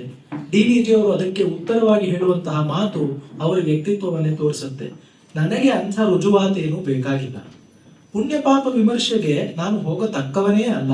ಯಾವ ಯಾವ ಜೀವಕ್ಕೆ ಎಲ್ಲೆಲ್ಲಿ ನೆಮ್ಮದಿ ಇದೆಯೋ ಯಾರು ಕಂಡವರು. ಈ ವಾಕ್ಯ ನೋಡಿ, ಯಾವ ಯಾವ ಜೀವಕ್ಕೆ ಎಲ್ಲೆಲ್ಲಿ ನೆಮ್ಮದಿ ಇದೆಯೋ ಯಾರು ಕಂಡವರು. ದೇವರು ಮಾಡಬೇಕಾದ ಕೆಲಸಕ್ಕೆ ನಾನು ಹೇಗೆ ಕೈ ಹಾಕಲಿ, ದೇವರು ಮಾಡಬೇಕಾದ ಕೆಲಸಕ್ಕೆ ನಾನು ಹೇಗೆ ಕೈ ಹಾಕಲಿ ಅಂತ ನಾವು ಅರ್ಥ ಮಾಡ್ಕೊಳ್ಳೋದು. ಡಿ ವಿ ಜಿ ಅವರು ಮಹಾತ್ಮರು, ಇಷ್ಟೆಲ್ಲ ವ್ಯಾಸಂಗ ಪಡ್ಕೊಂಡವರು, ಜೀವನಾನುಭವ ಉಳ್ಳವರು. ಅವರು ಹೇಳಬೇಕಲ್ವಾ, ನಿಜವಾಗ್ಲೂ ಹೇಳಬೇಕಲ್ವಾ ಅಂದ್ರೆ ಸ್ನೇಹಿತರಾಗಿ ಹೇಳಬಹುದಾದಂತಹ ಮಾತುಗಳನ್ನ, ಕೊಡಬಹುದಾದಂತಹ ಸಾಂತ್ವನವನ್ನ, ನೀಡಬಹುದಾದಂತಹ ವಿಮರ್ಶೆಯನ್ನು ಹೇಳ್ತಾರೆ. ಆದರೆ ಹಿ ಇಸ್ ನಾನ್ ಜಡ್ಜ್ಮೆಂಟಲ್. ನಮಗೆ ಎಷ್ಟೋ ಜೀವನದಲ್ಲಿ ಬರುವಂತಹ ಸಂದರ್ಭಗಳು ಇದೇ ರೀತಿ ತಾನೆ. ನಾವು ಯಾರನ್ನೋ ಕೇಳಿಸ್ಕೊಳ್ಬೇಕಾಗಿರೋದು, ಅವ್ರಿನ್ನ ಆ ಅಂತಾನು ಹೇಳಿರೋದಿಲ್ಲ. ಇವ್ರ ಮಾತೆ ಹೊರಡ್ತಾ ಇಲ್ಲ, ಇವ್ರಿಗೆ ಏನೋ ನೆತ್ತಿ ಏನೇನೋ ಅಂದ್ಕೊಂಡ್ಬಿಡ್ತೀವಿ. ಮೊದಲು ಏನ್ ಹೇಳ್ತಿದಾರೋ, ಏನಾಗಿದೆಯೋ ಕಾಣೋಣ. ಅದಕ್ಕಿಂತ ಆಮೇಲೆ ಬರುವಂಥದ್ದು ನಿಜವಾಗ್ಲೂ ನಡೆದದ್ದೇನು ನಡೀದೇ ಇರೋದೇನು, ಅದು ಒಳ್ಳೇದ ಕೆಟ್ಟದ, ಒಳಿತು ಕೆಡುಕುಗಳ ಮೂಲಕ್ಕೆ ಬರುವಂತಹ ಅದರ ಪರಿಣಾಮವಾಗಿ ಬರುವಂತಹ ಪುಣ್ಯ ಪಾಪಗಳು, ಅದನ್ನು ತಕ್ಕಡಿಯಲ್ಲಿ ಹಾಕಿ ತೂಗಿ ಬರುವಂತಹ ಒಬ್ಬ ಕರ್ಮಾಧ್ಯಕ್ಷ, ಈಶ್ವರ, ದೇವರು, ಇಷ್ಟು ಹೋಗುತ್ತೆ ನಿಶ್ರೇಣಿ. ಅದನ್ನ ನಾನು ಕೆಳಗಡೆ ಇರೋನು, ಈ ಕೆಳಗಡೆ ಇರೋನು ನಾನು ಹೇಗೆ ಮಾಡಬಲ್ಲಿ? ಹೀಗೆ DVG ಅವರು ಈ ಒಂದು ದೃಷ್ಟಿ ನಮಗೆ ಗೊತ್ತಾಗುತ್ತೆ. ಇದೇ ಬಗೆಯ ಒಂದು ಔದಾರ್ಯ, ಒಂದು ಆನುಶಂಸ್ಯ ಅಂತ ನಮ್ಮ ಮಹಾಕಾವ್ಯಗಳಲ್ಲಿ ಬರುತ್ತೆ. ಆನುಶಂಸ್ಯಂ ಪರ್ವಧರ್ಮ ಅಂತ ರಾಮಾಯಣವು ಮಹಾಭಾರತವು ಘೋಷವಾಕ್ಯದಂತೆ ಸಾಧಿಸುತ್ತವೆ. DVG ಅವರು ಅದನ್ನ ಬಾಳ್ತಾ ಇದ್ರು ಅಂತ. ಅಂದ್ರೆ ಯಾವುದೇ ಕ್ಷುದ್ರವಾದ, ನೀಚವಾದ, ಹೀನವಾದ ದೃಷ್ಟಿಯನ್ನ ಯಾವುದರಲ್ಲಿಯೂ ಇಟ್ಕೊಳ್ಳೋದಲ್ಲ. ಅವರ ಅಂತರಂಗದ ಸ್ನೇಹಿತರು, ಪ್ರಾಯಶಃ ಅವರಿಗೆ ಅಷ್ಟು ಅಂತರಂಗದ ಸ್ನೇಹಿತರು, ಬೆರಳೆಣಿಕೆಯಷ್ಟು ಜೀವನ ಇದ್ದವರು ಹಿರಿಯ ಸಾಹಿತಿಗಳಾಗಿದ್ದಂತಹ TS ವೆಂಕಣ್ಣಯ್ಯನವರು. DVG ಅವರಿಗೆ ಬಹಳ ಚಿಕ್ಕ ವಯಸ್ಸಿನಲ್ಲಿಯೇ ಪತ್ನಿ ವಿಯೋಗ ಆಯಿತು, ತಮಗೆಲ್ಲರಿಗೂ ಗೊತ್ತಿದೆ. ವೆಂಕಣ್ಣಯ್ಯನವ್ರಿಗೂ ಹಾಗೆ ಆಯಿತು. DVG ಅವರು ಪುನರ್ವಿವಾಹ ಆಗಲಿಲ್ಲ. ವೆಂಕಣ್ಣಯ್ಯನವರಿಗೆ ಪುನರ್ವಿವಾಹ ಆಗಬೇಕೋ ಬೇಡವೋ ಎಂಬಂತಹ ಒಂದು ಜಿಜ್ಞಾಸೆ ಮೂಡಿತು. ಪ್ರಾಯಶಃ ಲಾಲ್ಬಾಗ್ನಲ್ಲಿ ಒಂದು ಸಣ್ಣ ಗುಂಡಾಗಿದೆ, ಅದರ ಮೇಲೆ ಹತ್ತು ಕುಳಿತುಕೊಂಡು ಸೂರ್ಯ ಅಸ್ತವಾಗ್ತಿರ್ಬೇಕಾದ್ರೆ ಅವರಿಬ್ಬರು ಒಂದು ಸಂಭಾಷಣೆಯನ್ನು ನಡೆಸ್ತಾರೆ. ವೆಂಕಣ್ಣಯ್ಯನವರು ಕೇಳ್ತಾರೆ, ಈ ಸಂದರ್ಭದಲ್ಲಿ ನೀನು ಏನ್ ಮಾಡ್ಬೇಕು ಅಥವಾ ನನಗೆ ಏನ್ ಮಾಡಿದ್ರೆ ಒಳ್ಳೇದು ಅಂತ ಅನ್ಸುತ್ತೆ. DVG ಅವರು ಇಲ್ಲೂ ಯಾವ ರೀತಿ ಹೇಳ್ತಾರೆ ಅಂದ್ರೆ, ಒಬ್ಬೊಬ್ಬರ ದೇಹ ಧರ್ಮ, ಒಬ್ಬೊಬ್ಬರ ಮನೋಧರ್ಮ ಬೇರೆ ಬೇರೆ ಆಗಿರುತ್ತೆ. ಹೀಗಾಗಿ ಈ ರೀತಿಯ ಸಂದರ್ಭಗಳಲ್ಲಿ ಅವರವರ ತೀರ್ಮಾನಗಳನ್ನು ಅವರವರೇ ತೆಗೆದುಕೊಳ್ಬೇಕು, ನಾನು ನಿನಗೇನು ಹೇಳೋದಿಲ್ಲ ಅಂತ ಹೇಳ್ತಾರೆ. ಆಮೇಲೆ ಕೊನೆ DVG ಬೇರೆಯಾಗಿ ನಡೆದ್ರು, ವೆಂಕಣ್ಣಯ್ಯನವರು ಪುನರ್ವಿವಾಹ ಆದರು. ಆಗಿದ್ದ DVG ಅವ್ರ ಸಂಬಂಧ ಕಳ್ಕೊಳ್ಳಿಲ್ಲ, ಅವ್ರ ಬಗ್ಗೆ ಕೆಟ್ಟ ಮಾತಾಡ್ಲಿಲ್ಲ, ಅವ್ರ ಸ್ನೇಹ ಇನ್ನಷ್ಟು ঘনিಷ್ಠವಾಯ್ತು. ಒಂದ್ ಸಣ್ಣ ಬಿರುಕು ಮೂಡಿತು ಅಂತ ಬರೀತಾರೆ, ಕಾರಣ ಬೇರೆ ಇದ್ದಿರಬಹುದು, ಏನೇ ಆದರೂ ಈ ಸಂದರ್ಭದಲ್ಲೂ DVG ಎಷ್ಟು ಉದಾರವಾಗಿ ನಡ್ಕೊಳ್ತಾ ಇದ್ರು ಅಂತ ನಮಗೆ ಗೊತ್ತಾಗುತ್ತೆ. ಮತ್ತೆ DVG ಅಂತಹ ಧರ್ಮದೃಷ್ಟಿಯಂತಹ ಉಳ್ಳವರು ಅವ್ರು ಮಾತ್ರ ಮಾಡಬಹುದಾದಂತಹ ಎಷ್ಟೋ ಕೆಲಸಗಳು ಏನು ಅಂತ ಹೇಳಿದ್ರೆ, ನಮ್ಮ ಸಮಾಜದಲ್ಲಿ ನಿಜವಾಗ್ಲೂ ಆಗಬೇಕಾಗಿರುವಂಥದ್ದು, ಸಮಾಜದ ಹಿರಿಯರು, ಪ್ರಾಜ್ಞರು ಅಂತ ಯಾರು ಇರ್ತಾರೋ ಅವ್ರು ಮಾಡಬಹುದಾದಂತಹ ಕೆಲಸ ಏನು ಅಂದ್ರೆ, ಸಾಮಾನ್ಯ ಜನರಿಗೆ ದಿನನಿತ್ಯ ಬರುವಂತಹ ಸಾಮಾನ್ಯವಲ್ಲದ ಕೆಲವೊಂದು ನೈತಿಕ ಪ್ರಶ್ನೆಗಳು, ಧರ್ಮ ಸಂಕಟ ಅಂತ ನಾವೆಲ್ಲರೂ ಕೇಳ್ತೀವಿ, ಮಾತಾಡ್ತೀವಲ್ಲ, ಆ ಥರ ಸಂದರ್ಭಗಳಲ್ಲಿ ಒಬ್ರು ನಿಜವಾಗ್ಲೂ ತಿಳುವಳಿಕೆ ಇರೋರು, ಜೀವನವನ್ನು ಚೆನ್ನಾಗಿ ಅರ್ಥೈಸಿಕೊಂಡವರು ಹೇಳಬಹುದಾದಂತಹ ಮಾತುಗಳು, ಅಂಥ ಜನ ಸಮಾಜದಲ್ಲಿ ಇದ್ರೆ ಅದು ಸ್ವಸ್ಥ ಸಮಾಜ ಅಂತ ಅನ್ನಿಸ್ಕೊಳ್ಳುತ್ತೆ. ಆ ರೀತಿ ಒಬ್ಬ ಸಜ್ಜನರಿದ್ರು, ಧರ್ಮಪ್ರಕಾಶ ಸಜ್ಜನರಾಯರು ಅಂತ ಬೆಂಗಳೂರಿನ ವಿಶ್ವೇಶ್ವರಪುರದಲ್ಲಿ ಇದ್ರು. ಅವರು ಬಹಳ ಶ್ರೀಮಂತರು, ಆದರೂ ಕೂಡ ಜನರಿಂದಲೇ ಅವರು ಧನ ಸಂಗ್ರಹವನ್ನು ಮಾಡಿ ಸುಬ್ರಹ್ಮಣ್ಯ ದೇವಾಲಯವನ್ನ ಬೆಂಗಳೂರಿನ ವಿಶ್ವೇಶ್ವರಪುರದಲ್ಲಿ ಕಟ್ಟಿಸಿದ್ದಾರೆ. ಈ ಹೊತ್ತಿಗೂ ಅವರ ಹೆಸರಿನಲ್ಲಿ ಅಲ್ಲೊಂದು ವೃತ್ತ ಇದೆ, ಸಜ್ಜನರಾವ್ ಸರ್ಕಲ್ ಅಂತ. ಅದನ್ನ ಮತ್ತೆ ಒಂದು ಕಲ್ಯಾಣ ಮಂಟಪವನ್ನ ಅವರು ಕಟ್ಟಿಸಿದ್ರು. ಒಂದು ದಿನ ಮಧ್ಯಾಹ್ನದ ವೇಳೆ ಸಜ್ಜನರಾಯರು DVG ಅವರ ಮನೆಗೆ ಧಾವಿಸಿ ಬರ್ತಾರೆ. DVG ಅವರು ಕೇಳ್ತಾರೆ, ಏನ್ ಇಷ್ಟು ಬಿಸಿಲಿನ ಹೊತ್ತಿನಲ್ಲಿ ಬಂದಿದ್ದೀರಾ, ಯಾತಕ್ಕಾಗಿ ಬಂದ್ರಿ, ಏನ್ ಉದ್ದೇಶ ಅಂತ. ಅಪ್ಪ, ನಮ್ಮ ಧರ್ಮ ಉಳಿಯುತ್ತಾ, ನಮ್ಮ ಹಿಂದೂ ಧರ್ಮ, ಸನಾತನ ಧರ್ಮ ಉಳಿಯುತ್ತಾ, ಈಗ ಉಳಿಯುತ್ತೆ ಅಂತ ನಿಮ್ಗೆ ಅನ್ಸುತ್ತಾ? ಏನ್ ಸಜ್ಜನರಾಯರೇ, ನಿಮ್ಮನ್ಸವರು, ನಿಮ್ ಹೆಸರೇ ಧರ್ಮ ಪ್ರಕಾಶ ಅಂತ, ನೀವು ಕೇಳಬಹುದಾದ ಮಾತೇ ಇದು ಅಂತ ಹೇಳಿದ್ರೆ, ಇಲ್ಲ, ನಾನು ಏನೋ ದೇವಸ್ಥಾನವನ್ನ ಒಂದು ಒಳ್ಳೆ ಉದ್ದೇಶದಿಂದ, ಒಂದು ಒಳ್ಳೆ ಭಾವನೆ ಇಟ್ಕೊಂಡು ಕಟ್ಟಿಸ್ಬಿಟ್ಟೆ, ಜನ ಎಲ್ಲ ಏನ್ ಆಡ್ತಾ ಇದ್ದಾರೆ ಅಂತ ಹೇಳಿದ್ರೆ, ಆ ದೇವಸ್ಥಾನದ ಮೇಲೆ ಯಾಕಪ್ಪ ದುಡ್ಡು ಹಾಕದೆ ಒಂದು ಶಾಲೆಯನ್ನೋ ಒಂದು ಆಸ್ಪತ್ರೆಯನ್ನೋ ಕಟ್ಟಿಸಿದ್ರೆ ಆಗ್ತಾ ಇರ್ಲಿಲ್ವೇ, ಹೆಚ್ಚು ಜನರಿಗೆ ದಿನನಿತ್ಯದ ಜೀವನಕ್ಕೆ ಪ್ರಯೋಜನಕ್ಕೆ ಬರ್ತಿತ್ತು. DVG ಹೇಳ್ತಾರೆ, ದೇವಸ್ಥಾನ ಒಳ್ಳೇದು, ಶಾಲೆ ಕಾಲೇಜುಗಳು ಅಥವಾ ಆಸ್ಪತ್ರೆಗಳು ಕೆಟ್ಟದು ಅಂತ ಯಾರೂ ಹೇಳೋದಿಲ್ಲ. ಶಾಲೆನೂ ಬೇಕು, ಆಸ್ಪತ್ರೆಯೂ ಬೇಕು. ಆದ್ರೆ ಇದೆಲ್ಲವನ್ನು ನೀವು ಜನತೆಗೆ ಒಳಿತಾಗಲಿ ಅಂತ ಮಾಡ್ತಿದ್ದೀರಲ್ಲ, ಆ ಒಳಿತು ಯಾಕೆ ಆಗ್ಬೇಕು? ಒಬ್ಬ ಮನುಷ್ಯ ಇನ್ನೊಬ್ಬ ಮನುಷ್ಯನಿಗೆ ಒಳಿತು ಯಾಕೆ ಮಾಡ್ಬೇಕು ಅಂತ ಹೇಳಿದಾಗ ಇದು ನೀತಿ ಮೂಲದ ಒಂದು ಪ್ರಶ್ನೆ ಆಗುತ್ತೆ. ಅದು ಧರ್ಮ ಅಂತ ಹೇಳಿದಾಗ ಧರ್ಮಕ್ಕೂ ಒಂದು ಪ್ರಶ್ನೆ ಬರುತ್ತಲ್ಲ, ಧಾರ್ಮಿಕವಾಗಿ ಯಾಕೆ ಇರಬೇಕು ಅಂತ ಬಂದಾಗ, ಇಲ್ಲ, ತಾನು ಧಾರ್ಮಿಕವಾಗಿ ಇಲ್ದಿದ್ರೆ ಅದು ಪ್ರೇಯಸ್ಸು, ಧಾರ್ಮಿಕವಾಗಿದ್ರೆ ಶ್ರೇಯಸ್ಸು ಅಂತ ಎಷ್ಟೋ ಶಾಸ್ತ್ರದಲ್ಲಿ ಉತ್ತರಗಳಿವೆ. ಇದು ಎಲ್ಲದಕ್ಕೂ ಮೂಲವಾಗಿರುವಂಥದ್ದು ಒಂದು ಭಗವದ್ ಭಕ್ತಿ. ದೇವರೇ ಇಲ್ಲ ಅಂತ ಆದ್ರೆ, ಅಥವಾ ಸಾಮಾನ್ಯ ಜನರ ಮಟ್ಟದಲ್ಲಿ ಆಸ್ತಿಕ್ಯವೇ ನಶಿಸಿ ಹೋದರೆ ಏನಾಗುತ್ತೆ ಅಂತ ಹೇಳಿದ್ರೆ, ಒಂದು ಕಟ್ಟು ಕಿತ್ತಂತಹ ಒಂದು ಕಡಸು ಹಸು ಎಲ್ಲ ಕಡೆ ಹೋಗಿ ಎಲ್ಲವನ್ನು ಮೇಯ್ದೆ ಓಡಾಡಿ ಯಾರಿಗೂ ಅಂಕಕ್ಕೆ ಸಿಕ್ಕದೆ ಎಲ್ಲ ಆಡಾಡಿ ಬಿಡುತ್ತಲ್ಲ, ಆ ರೀತಿಯ ಒಂದು ಬದುಕಾಗುತ್ತೆ, ಏಕಸೂತ್ರತೆ ಇರೋದಿಲ್ಲ.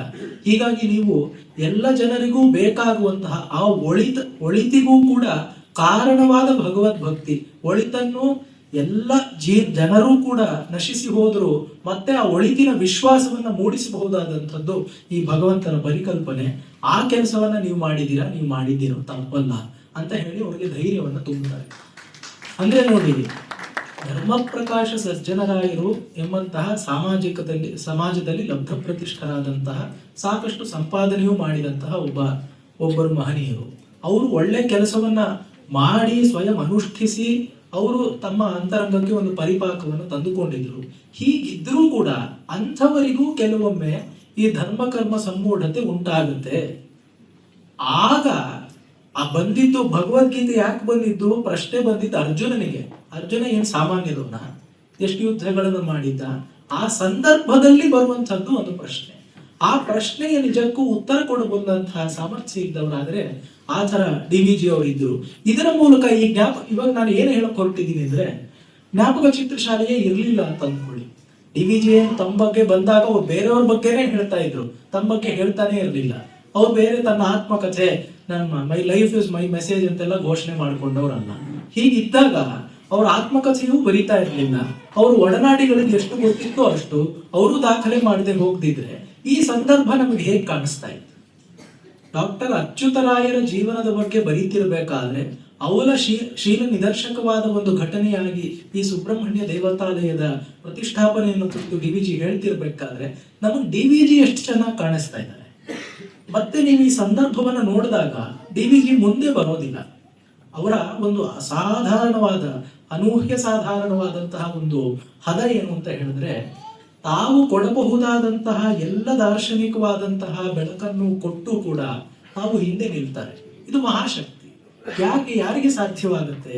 ತನಗೆ ಅಲ್ಲಿ ಪಡೆದುಕೊಳ್ಳೋದಕ್ಕೆ ಏನೂ ಇಲ್ಲ ಅಂತ ಇರೋರಿಗೆ ಸಾಧ್ಯವಾಗುತ್ತೆ.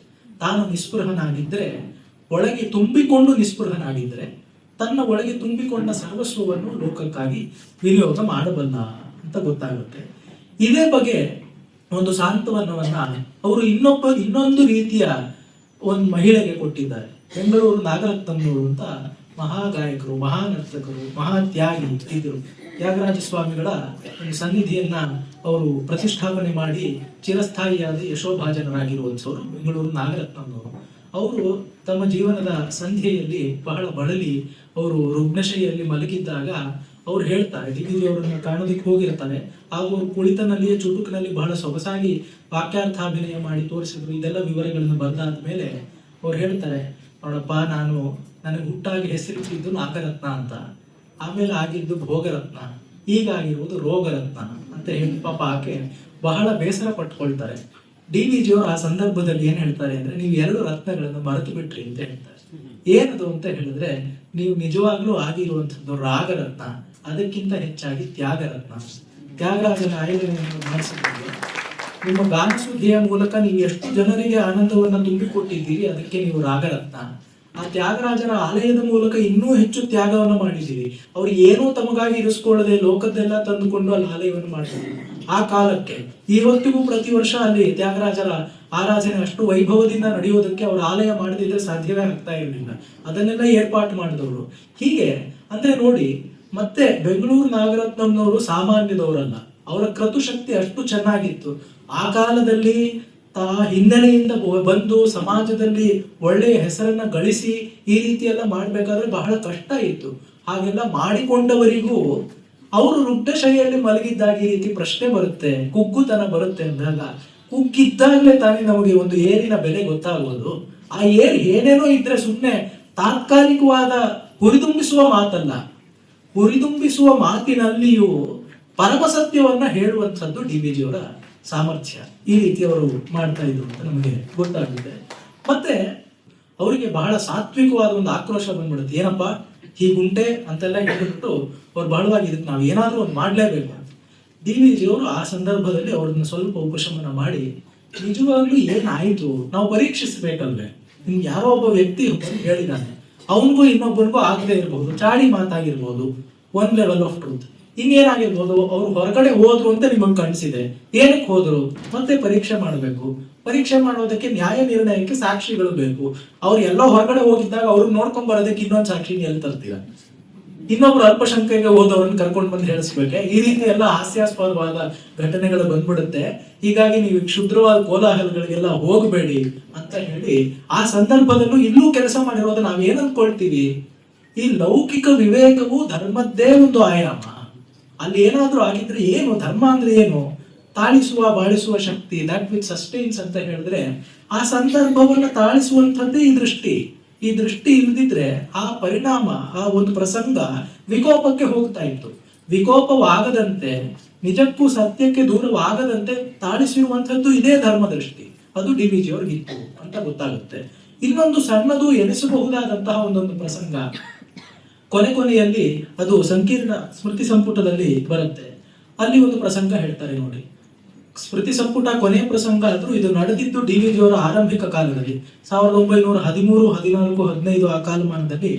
ಅವ್ರಿಗೆ ಇನ್ನ 20-21 ವರ್ಷ. ಆಗ ಅವರು ಎಷ್ಟು ಪ್ರಬುದ್ಧವಾದ ನಿಲುವನ್ನ ತಡೆದಿದ್ರು ಅಂತ ಗೊತ್ತಾಗುತ್ತೆ. ಅವ್ರು ಕರ್ನಾಟಕ ಅಂತ ಇಂಗ್ಲಿಷ್ ವಾರಾಂತ ಪತ್ರಿಕೆಯನ್ನು ಸಂಪಾದನೆ ಮಾಡ್ತಿರ್ಬೇಕಾದ್ರೆ ಒಂದು ಸತಿ ಅವ್ರು ಓಡಾಟಕ್ಕೆ ಅಂತ ಒಂದು ಬೈಸೈಕಲ್ ಇಟ್ಕೊಂಡಿರ್ತಾರೆ. ಅದು ಒಮ್ಮೆ ಕಳವಾಗ್ಬಿಡುತ್ತೆ. ಆಮೇಲೆಲ್ಲ ವಿಚಾರ ಮಾಡಿದಾಗ ಗೊತ್ತಾಗುತ್ತೆ ಅದನ್ನ ಕದ್ದಿದ್ದವ್ರು ಯಾರು ಅಂತ ಹೇಳಿದ್ರೆ, ಅದರಲ್ಲೇ ಅಕ್ಷರಗಳ ಮೊಳೆ ಜೋಡಿಸ್ತಾ ಇದ್ದಂತ, ಹಾಗೆಲ್ಲ ಮುದ್ರಣಾಲಯಗಳಲ್ಲಿ ಮೊಳೆಗಳನ್ನ ನಾವಾಗೆ ಮ್ಯಾನ್ಯುಯಲ್ ಆಗಿ ಜೋಡಿಸ್ಬೇಕಾಗಿತ್ತು. ಆ ತರ ಕೆಲಸ ಮಾಡ್ತಾ ಇದ್ದಂತಹ ಪಾಪ ಒಬ್ಬ ಹುಡುಗ. ಅವನಿಗೂ ಬಹಳ ಚಿಕ್ಕ ವಯಸ್ಸು, ಅವನಿಗೊಂದು 14-15 ವರ್ಷ ಆಗಿರುತ್ತೆ. ಇದೆಲ್ಲ ವಿಚಾರ ಮಾಡಾದ್ಮೇಲೆ ಇವನೇ ಕದ್ದಿರೋದು ಗೊತ್ತಾಗತ್ತೆ, ಎಲ್ಲವೂ ಗೊತ್ತಾಗುತ್ತೆ. ಅಂದ್ರೆ ಅವರವ್ರಿಗೆಲ್ಲ ಗೊತ್ತಾಗುತ್ತೆ. ಡಿ ವಿ ಜಿ ಅವರು ಮತ್ತೆ ಅವ್ರ ಪರವಾಗಿ ಮೋಕ್ಷಗುಂಡಂ ಕೃಷ್ಣಮೂರ್ತಿ ಅಂತ ಅವ್ರದ್ದು ಸ್ನೇಹಿತರು, ಅಡ್ವೊಕೇಟ್ ಕೂಡ ಆಗಿರ್ತಾರೆ. ಇವ್ರಿಗೆಲ್ಲರಿಗೂ ಗೊತ್ತಾಗಿ, ಆದ್ರೆ ಇಷ್ಟೊತ್ತಲ್ಲಿ ಏನಾಗ್ಬಿಟ್ಟಿರುತ್ತೆ, ಇದೊಂದು ಮೊಕದ್ದಮೆ ಆಗಿ ಕೇಸು ಜಡ್ಜ್ ಮುಂದೆ ಬಂದ್ಬಿಟ್ಟಿರುತ್ತೆ, ನ್ಯಾಯಾಲಯ ತನಕ ಹೋಗಿರುತ್ತೆ. ಯಾಕೆಂತ ಹೇಳಿದ್ರೆ ಕಳುವು, ಅವನ್ನ ಕಂಪ್ಲೇಂಟ್ ಕೊಡ್ಲೇಬೇಕು, ಆ ಥರದ್ದೆಲ್ಲ ಹೋಗಿರುತ್ತೆ. ಆಮೇಲೆ ಡಿ ವಿ ಜಿ ಅವರೇ ಏನ್ ಮಾಡ್ತಾರೆ ಅಂದ್ರೆ, ತಾವೇ ಸಾಕ್ಷಿಯಾಗಿ ನಿಂತ್ಕೊಂಡು ತಮ್ಮ ವಿರುದ್ಧವಾಗಿ ತಾವೇ ಸಾಕ್ಷಿ ಹೇಳ್ತಾರೆ. ಇಲ್ಲ, ಈ ಹುಡುಗ ನನಗೆ ತುಂಬಾ ವರ್ಷದಿಂದ ಗೊತ್ತು, ಅವನು ಈ ತರ ಒಳ್ಳೆ ಕೆಟ್ಟ ಕೆಲಸಗಳನ್ನೆಲ್ಲ ಮಾಡುವಂಥವನೇ ಅಲ್ಲ, ಏನೋ ಈ ಥರದ್ದಾಗಿದೆ. ಜಡ್ಜ್ ಕೇಳ್ತಾರೆ, ಅಲ್ಲಪ್ಪ ಈ ತರ ನೀವೇ ಕಳ್ಕೊಂಡಿರುವ ವ್ಯಕ್ತಿಯೇ ಬಂದು ಹೀಗೆ ಹೇಳಿದ್ರೆ ನ್ಯಾಯ ನಾನೇನ್ ಹೇಳೋದು, ಸರಿ ಇನ್ ಮುಂದೆ ಹೀಗಿರಲ್ಲ ಅಂತ ಅವನ ಮುಚ್ಚಳಿಕೆ ಆದ್ರೂ ಬರ್ಕೊಡ್ತೀನಿ ಸ್ವಾಮಿ ಅಂತ ಹೇಳ್ತಾರೆ. ಬರ್ಸ್ಕೊಂಡು ಕಳಿಸ್ತಾರೆ. ಅಂದ್ರೆ ಆಮೇಲೆ ಎಷ್ಟೋ ವರ್ಷ ಆದ್ಮೇಲೆ ಡಿ ವಿ ಜಿ ಅವ್ರು ನಡ್ಕೊಂಡು ಹೋಗ್ತಿದ್ದಾಗ ಆ ವ್ಯಕ್ತಿ ನಿಜವಾಗ್ಲೂ ಜೀವನದಲ್ಲಿ ಒಂದು ನೆಲೆಯನ್ನ ಕಂಡಿರ್ತಾನೆ. ಅವನು ವಾಪಸ್ ಬಂದು ಡಿ ವಿ ಜಿ ಅವ್ರು ಮರ್ತು ಹೋಗಿರುತ್ತೆ. ಸ್ವಾಮಿ ನಮಸ್ಕಾರ ಅಂತ, ಯಾರಪ್ಪ ನೀವು ಅಂತ ಕೇಳ್ತಾರೆ. ನೀವು ಆ ಹೊತ್ತು ದಿನ ಬಿಡಿಸಿದ್ದಂತಹ ವ್ಯಕ್ತಿ ನಾನು, ನೀವು ಅವತ್ತು ಬಿಡಿಸ್ತಾ ಇದ್ರೆ ನನ್ನ ಜೀವನ ಪೂರ್ತಿ ಅಂಧಕಾರ ಕೂಪದಲ್ಲೇ ಕಳೆದು ಹೋಗ್ಬಿಟ್ಟಿರೋದು. ಇವತ್ತು ನಾನು ಏನೋ ಮಾಡ್ಕೊಂಡು ನನ್ನ ಕಾಲ ಮೇಲೆ ನಾನು ನಿಂತಿದ್ದೀನಿ. ಇದಾಗೋದಕ್ಕೆ ಡಿ ವಿ ಜಿ ಅವರು ಅವಕಾಶವನ್ನು ಒದಗಿಸ್ಕೊಟ್ರಲ್ಲ, ಅಟ್ ಇಸ್ ಪರ್ಸನಲ್ ಕಾಸ್ಟ್. ಅವ್ರೇನು ತುಂಬಾ ಶ್ರೀಮಂತರಲ್ಲ, ಅವ್ರು ಸೈಕಲ್ ಇಟ್ಕೊಂಡಿದ್ರು, ಇದೆಲ್ಲ ಸರಿ. ಆದ್ರೆ ಅವ್ರು ಈ ತರ ಒಂದು ನಿರ್ಣಯವನ್ನು ತೆಗೆದುಕೊಳ್ಳೋದಕ್ಕೆ ಅವರು ಸಮರ್ಥರಾಗಿದ್ರು ಅಂತ ನಮಗೆ ಗೊತ್ತಾಗುತ್ತೆ. ಇನ್ನು ಎಷ್ಟೋ ಸಂದರ್ಭಗಳಲ್ಲಿ ಪ್ರಮುಖವಾದ ಕೆಲವನ್ನ ನಾವು ಗಮನಿಸ್ಕೊಂಡು ಹೋಗೋದಾದ್ರೆ, ಮೊದಲನೇ ಸಂಪುಟವೇ ಪ್ರಾರಂಭವಾಗೋದು 3 ಜನ ವಿದ್ವಾಂಸರ ಸಮಾಜ ಹಿತಚಿಂತಕರ ಒಂದು ಚಿತ್ರಗಳಿಂದ. ಕೆ ರಾಮಚಂದ್ರ ರಾಯರು, ಕೆ ಕೃಷ್ಣಸ್ವಾಮಿ ಅಯ್ಯರ್ ಮತ್ತು ಎಂ ಜಿ ವರದಾಚಾರ್ಯರು. ಅವ್ರನ್ನ ಕುರಿತು ಹೇಳ್ತಿರ್ಬೇಕಾದ್ರೆ, ವಿವೇಕಾನಂದರ ಸಾಕ್ಷಾತ್ ಶಿಷ್ಯರಲ್ಲಿ ಒಬ್ಬರು ಸ್ವಾಮಿ ಅಭೇದಾನಂದರು. ಅವರು ಗುರುಭಾಯಿಗಳಲ್ಲಿ ಒಬ್ರು, ಅವರ ಗುರುಭಾಯಿಗಳಲ್ಲಿ ಒಬ್ರು ಅಭೇದಾನಂದರು. ಅವರು 1906-7 ಬೆಂಗಳೂರಿಗೆ ಅವ್ರು ಬರ್ತಿರ್ತಾರೆ. ಅವ್ರನ್ನ ಸ್ವಾಗತ ಮಾಡಬೇಕು ಅಂತ ಹೇಳಿಕೊಂಡು ಆ ಬೆಂಗಳೂರಿನಲ್ಲಿ ಇದ್ದಂತಹ ಎಲ್ಲ ಜನರಿಗೂ ನನ್ನ ರೀತಿಯಲ್ಲಿ ನಾನು ಸ್ವಾಗತ ಮಾಡ್ತೀನಿ ಅಂತ ಬೇಕಾದಾಗ, ಡಿ ವಿ ಜಿ ಅವರಿಗೆ ಈ ಪದ್ಯ ರಚನೆಯಲ್ಲಿ ಉತ್ಸಾಹ ಇದ್ದಿದ್ರಿಂದ ಅವ್ರು ನಾನು ಇಂಗ್ಲಿಷ್ ಪದ್ಯ ಬರೀತೀನಿ ಅಂತ ಹೇಳ್ತಾರೆ. ಎಷ್ಟೋ ಜನರಿಗೆ ಇಂಗ್ಲಿಷ್ ಸಾಹಿತ್ಯ ಡಿ ವಿ ಜಿ ಅವ್ರು ಬರ್ದಿದ್ದು ಗೊತ್ತಿಲ್ಲ, ಈ ಹೊತ್ತಿಗೆ ಪ್ರಕಟ ಆಯಿತು ಅಂತ ಹೇಳ್ತೀವಲ್ಲ. ಇಂಗ್ಲಿಷ್ ನಲ್ಲಿ ಬರೀ ಪ್ರೋಸ್ ಬರೆದಿರೋದಲ್ಲ, ಪದ್ಯವನ್ನು ಬಹಳ ಚೆನ್ನಾಗಿ ಬರೀತಾ ಇದ್ರು. ಅವ್ರ ಇಂಗ್ಲಿಷ್ ಸಾಹಿತ್ಯದ ತಿಳುವಳಿಕೆ ಅಷ್ಟು ಚೆನ್ನಾಗಿತ್ತು. ಒಂದು ಬಾರಿ ಪರ್ಸಿ ಶೆಲ್ಲಿ ಬಗ್ಗೆ ಅವ್ರು ಮಾತನಾಡ್ತಿರ್ಬೇಕಾದ್ರೆ, ಯಾರೋ ಆಂಗ್ಲ ವಿದ್ವಾಂಸರೇ ಒಬ್ರು ಬಂದು ಕೂತ್ಕೊಂಡು ಇಷ್ಟು ಸೊಗಸಾದ ಭಾಷಣವನ್ನು ಈ ಕವಿಯ ಬಗ್ಗೆ ನಾನು ಕೇಳೇ ಇರ್ಲಿಲ್ಲ ಅಂತ ಹೇಳ್ಬಿಟ್ಟು ಹೋಗ್ತಾರೆ. ಅಂದ್ರೆ ಅವರ ಅಧ್ಯಯನ ಅಷ್ಟು ಪರಿನಿಷ್ಠಿತವಾಗಿತ್ತು ಅಂತ ನಮ್ಗೆ ಗೊತ್ತಾಗುತ್ತೆ. ಇದರಿಂದ ನಮಗೆ ಏನ್ ಗೊತ್ತಾಗುತ್ತೆ ಅಂತ ಹೇಳಿದ್ರೆ, ಆ ಇಂಗ್ಲಿಷ್ ಪದ್ಯಗಳನ್ನ ಬರಿತಾ ಇದ್ರು ಅಂತ. ಆ ಇಂಗ್ಲಿಷ್ ಪರಿಜ್ಞಾನವಾದ ಜೊತೆಗೆ ಅವರು ಈ 3 ವ್ಯಕ್ತಿಗಳ ಹತ್ರ ಹೋಗೋದು ಏನಕ್ಕೆ ಅಂದ್ರೆ, ತಾನು ಒಂದು ಕವಿತೆ ಬರ್ದಿದ್ದೀನಿ, ಅದನ್ನು ಇನ್ನೊಬ್ಬರಿಗೆ ಹೆಚ್ಚು ತಿಳಿದವರಿಗೆ ತೋರಿಸಿ ಪರಿಷ್ಕಾರ ಮಾಡ್ಕೊಳ್ಬೇಕು ಅಂತ. ಸಾಮಾನ್ಯವಾಗಿ ಒಂದು 20-21 ವರ್ಷದ ಹುಡುಗನಿಗೆ ಹಾಟ್ ಹೆಡೆಡ್ ಅಂತ ಹೇಳ್ತೀವಿ. ನಾನಾಯ್ತು, ನನ್ನ ಲೋಕ ಆಯ್ತು.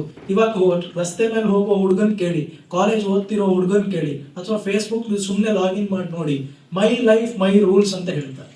ನನ್ನ ಜೀವನ ನನ್ನ ಇಷ್ಟ, ನಾನು ಹೇಗ್ ಬೇಕಾದ್ರೂ ಹಾಗಿರ್ತೀನಿ. ಹಾಗಿದ್ದಾಗ ಅದೇ ಒಂದು ವಯಸ್ಸಿನ ಒಬ್ಬ ಹುಡುಗನಿಗೆ ಬೇರೆ ಯಾರೋ ಹೇಳಿ ಅಲ್ಲ, ತನಗೆ ತನ್ನ ಬರವಣಿಗೆಯನ್ನ ಇನ್ನೊಬ್ಬರಿಗೆ ತೋರಿಸಿ ತಿದ್ದಿಸಿಕೊಳ್ಳಬೇಕು ಎಂಬ ಒಂದು ದೃಷ್ಟಿಕೋನ ಬಂತು ಅಂತ ಹೇಳಿದ್ರೆ ಆಗ ನಿಜವಾಗಲೂ ಅವನು ಕಲಿಕೆಗೆ ತೆರೆದುಕೊಂಡಿದ್ದಾನೆ ಅಂತ ಗೊತ್ತಾಗುತ್ತೆ. ಮತ್ತೆ ಈ ದೃಷ್ಟಿ ಯಾವಾಗಲೂ ಒಮ್ಮೆ ಇತ್ತು ಆಮೇಲೆ ಹುಟ್ಟೋಯ್ತು ಅಂತಲ್ಲ. ಜೀವನ ಧರ್ಮ ಯೋಗ ಅವರ ಮೇರು ಕೃತಿ.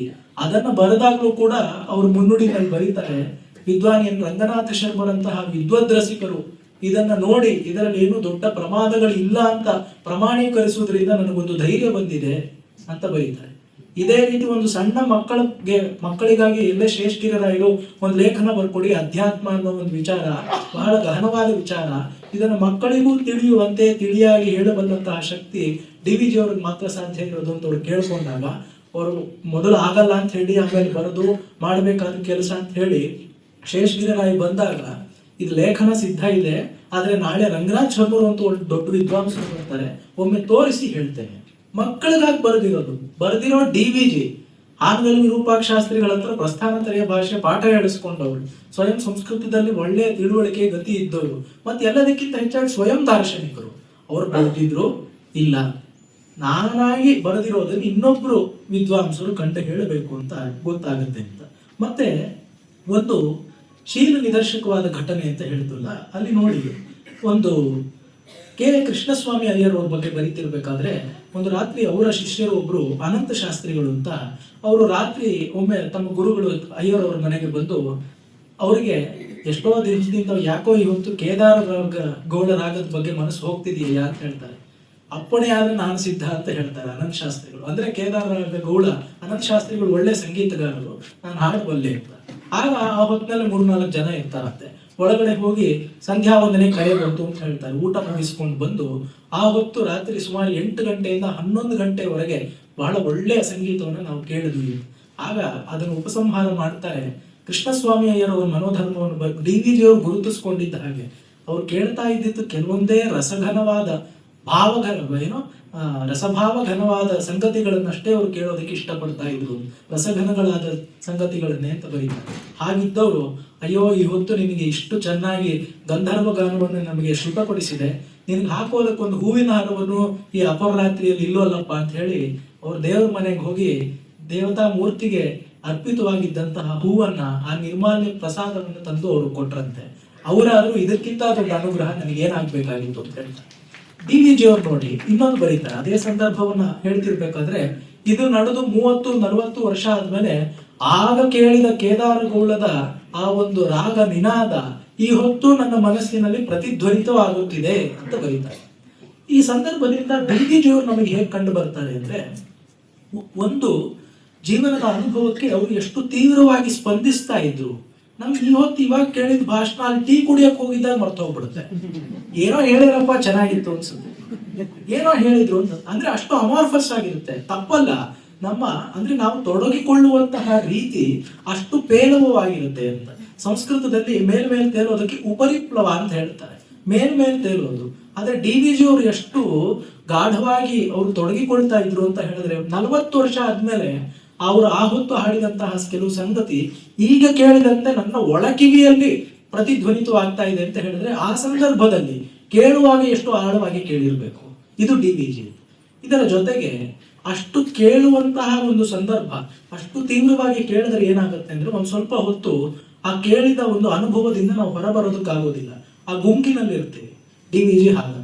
ಸುತ್ತಲೂ ಜನರಿದ್ದಾಗ ಈ ಅನಂತ ಶಾಸ್ತ್ರಿಗಳಿಗೂ ಕೃಷ್ಣಸ್ವಾಮಿ ಅವರವರಿಗೂ ನಡೆದಂತಹ ಸಂಭಾಷಣೆ, ಆ ದೇವತಾ ನಿರ್ಮಾಲ್ಯ ಪ್ರಸಾದದ ಒಂದು ಸಂದರ್ಭ, ಅದನ್ನು ಅವರು ಗಮನಿಸುವುದಕ್ಕೆ ಬೇಕಾದಂತಹ ಒಂದು ಭಾವ ಸಮಾಧಿಯನ್ನ ಆ ಒಂದು ಅವಸ್ಥೆಯಲ್ಲೂ ಉಳ್ಳವರಾಗಿದ್ರಲ್ಲ, ಇದು ಕೂಡ DVG ಅವರು ಆಗ್ತಾರೆ. ಮತ್ತೆ ಆ ಸಂದರ್ಭದಲ್ಲಿ ನಾನು ಒಳ್ಳೆ ಸಂಗೀತ ಕೇಳಾದ್ಮೇಲೆ ಮೊದಲೇ ಲೇಟ್ ಆಯ್ತಪ್ಪ ಮನೆಗೆ ಹೋಗ್ಬೇಕು, ಏನೇನೋ ಆಲೋಚನೆಗಳು ಬರ್ತಿರಬಹುದು. ಆದರೆ ನಾನು ಅಲ್ಲಿ ಇದ್ದಷ್ಟು ಹೊತ್ತು ಕೂಡ ನಾನು ಅಲ್ಲಿ ಸಂಪೂರ್ಣವಾಗಿ ನನ್ನ ಮನಸ್ಸನ್ನ ಲಗ್ನವಾಗಿರಿಸ್ತೇನೆ ಅಂತ ಅಂದ್ಕೊಳ್ಳೋದು ಕೂಡ ದೊಡ್ಡ ವಿಚಾರವಲ್ವೇ. ಆ ರೀತಿಯಾಗಿ ಅವ್ರು ಮಾಡ್ತಾರೆ. ಮತ್ತೆ ನೋಡಿ, ಅವರು ಯಾವುದೇ ವಿಶ್ವವಿದ್ಯಾಲಯಗಳಲ್ಲಿ ಹೋಗಿ ವ್ಯಾಸಂಗ ಮಾಡಿದವರಲ್ಲ, ಜನತಾ ವಿಶ್ವವಿದ್ಯಾಲಯದಲ್ಲಿ ಓದ್ದವರು. ಭಾಷ್ಯಂ ದೇವಡಿ ಅಂತ ಒಂದು ಲೇಖನ ಬರೆದಿದ್ದಾರೆ. ಅಲ್ಲಿ ಒಂದು ಪ್ರಾರಂಭ ಆಗೋದೇ ಹೀಗೆ: ನನ್ನ ವಿಶ್ವವಿದ್ಯಾನಿಲಯಗಳ ಪೈಕಿ ಒಂದು ಬಳೆಪೇಟೆಯ ಶ್ರೀ ನರಸಿಂಹಸ್ವಾಮಿಯ ಗುಡಿಯ ಮುಂದೆ ದಕ್ಷಿಣಾಭಿಮುಖವಾಗಿರುವ ಮೂಲೆಯ ಮನೆಯಲ್ಲಿತ್ತು. ಅದನ್ನು ಕನ್ನಡ ವರ್ತಮಾನ ಪತ್ರಿಕೆಯ ಜನ್ಮಗೃಹ ಎನ್ನಬಹುದು ಅಂತ ಹೇಳ್ತಾರೆ.